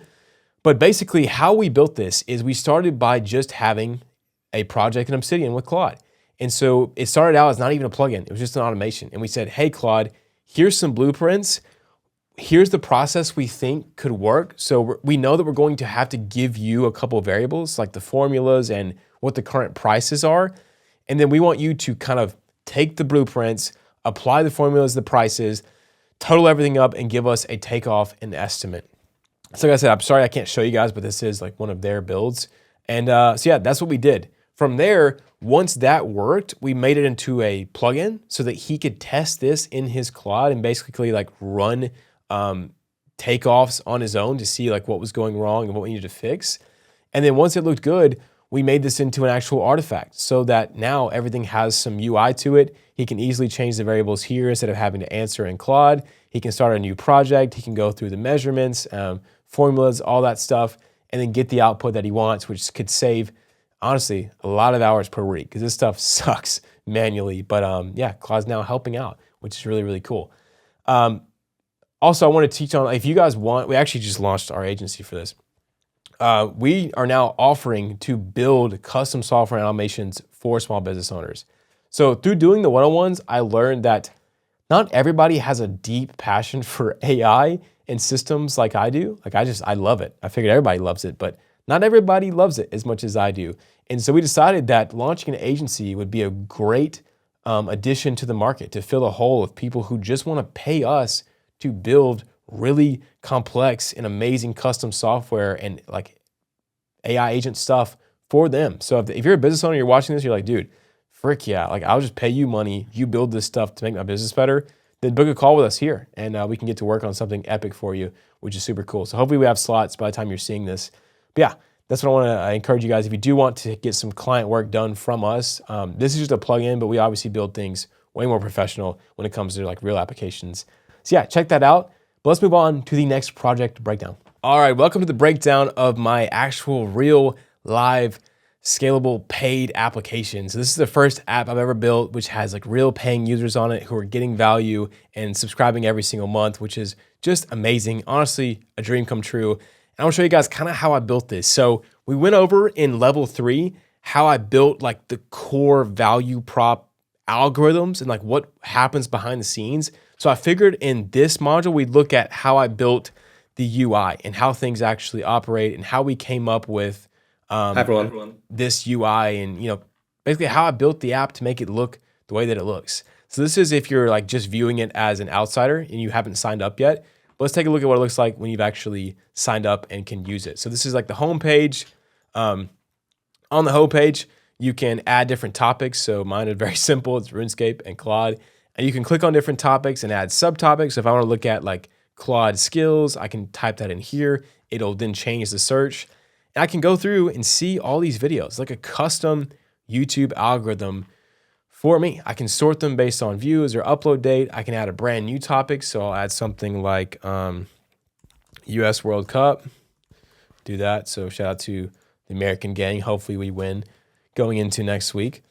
But yeah, I can search this and it will then just bring me all the best videos for myself by doing that. So super cool. I can add these videos to different projects. So the entire goal of this app is to learn.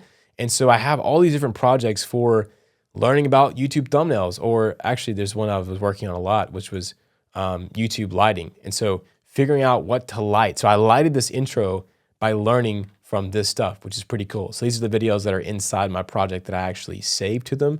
I can save them by just clicking on this button. And so everything you see here, I spent a lot of time designing exactly how it looks. And so that's what we'll kind of cover how I did that right now in this project. So this is the Signal V2. This is how I designed all of the things you see here. And so the way that this project works is I create the HTMLs, the designs, and I hand them off to my developer, Caden, who works with me with our agency and with this app. And he actually puts them into the live application. And so what I'm trying to do here is just to get the actual looks right. Like that's the whole goal of this system, is to get the UI. So I have a separate project and system for getting the things to work. And this is how I get to actually look cool. And so what I do is every single page has its own folder. So it has its own kind of sub project. And then in there, I just work on the different versions of what I'm looking at, what the goals of the homepage are. And so I want Claude to know, like whenever we're working on the homepage, I want it to know what the point of the homepage is, what the point of the player is, what are the features. And so this is just a different way to structure your projects. Also, I have the design system. So like all the things that make Signal's branding are in here so that Claude can reference. And so if I want to design a new like page, or I want to iterate a page, what I'll do is I will spawn a new Claude instance. He knows in the Claude MD like what we're doing here, what the purpose of Signal is, what the folder structure is, like our tech stack. And then I will just say, hey, we're working on the homepage today. I want you to look at the homepage folder, look at the homepage goals, look at where we left off on V3, and then let's start working on changes for V4. That's it. I'll literally start and then hand it off to Caden whenever the thing is done. And so then I'll pull up the HTML. I will go through and test different things. So I'll test like the brightness of the chips. I'll test what like the one-click UI looks like. So whether it's a chip or if it's a ribbon or a magnet, I will just iterate on each little part of the feature like crazy. And when I find something that I like, what I'll do is I will get Claude to say, all right, I think this version is done. What I want you to do is to create a handoff for Caden. And so based on the Claude MD, it knows who Caden is and what the purpose of this workspace is, and then it writes a handoff. So it will tell Caden, hey, here's the V3, here's what your Claude should do. And so what Caden does is he takes this into his Claude and actually builds it on the live site, which is epic. Now, I also do build applications like without other developers. And so the way that you do this is you literally just hand this off to another Claude that is connected to your GitHub that actually builds the app. If you guys want a full course on like building applications, that is a whole different beast. But let me know in the comments or let me know in the school if you want that. And I might can convince Caden, my Google developer, to actually teach you guys the real sauce, like the back end stuff that no one talks about on YouTube. I can show you guys how to make these graphics and branding and features and UI and all that jazz. But yeah, hope you guys enjoyed, and I'll see y'all in, I guess, the next course. All right, so the last thing I want to say to you guys is thank you so much for watching this. I hope this course has been insanely valuable. If it is, and you want me to keep these things free, then please send this to your friends. I really just want to share as much knowledge as God has given me as possible. I consider myself to be extremely blessed beyond belief. God has blessed me more than I could ever even say. I mean, just the fact that he sent his son Jesus to die for me, for my sins, and how broken I am just grateful every day to be alive. And I'm so honored that he's allowed me to make this stuff free for you guys. All I ask is that you share this with somebody and help them get value from it as well. And a couple of last things of encouragement is this. This is a skill. And just like how you cannot make a course on like a basketball or make a course on carpentry that's going to immediately give someone thousands of hours of skill, the same thing applies here. If you're seeing some of this course and you're a little discouraged about how complicated this is and everything, I want you to know, I didn't touch Claude 6 months ago. I had no clue how to use AI. I cooked my usage rate in about 2 minutes of using Claude. I did the dumbest stuff.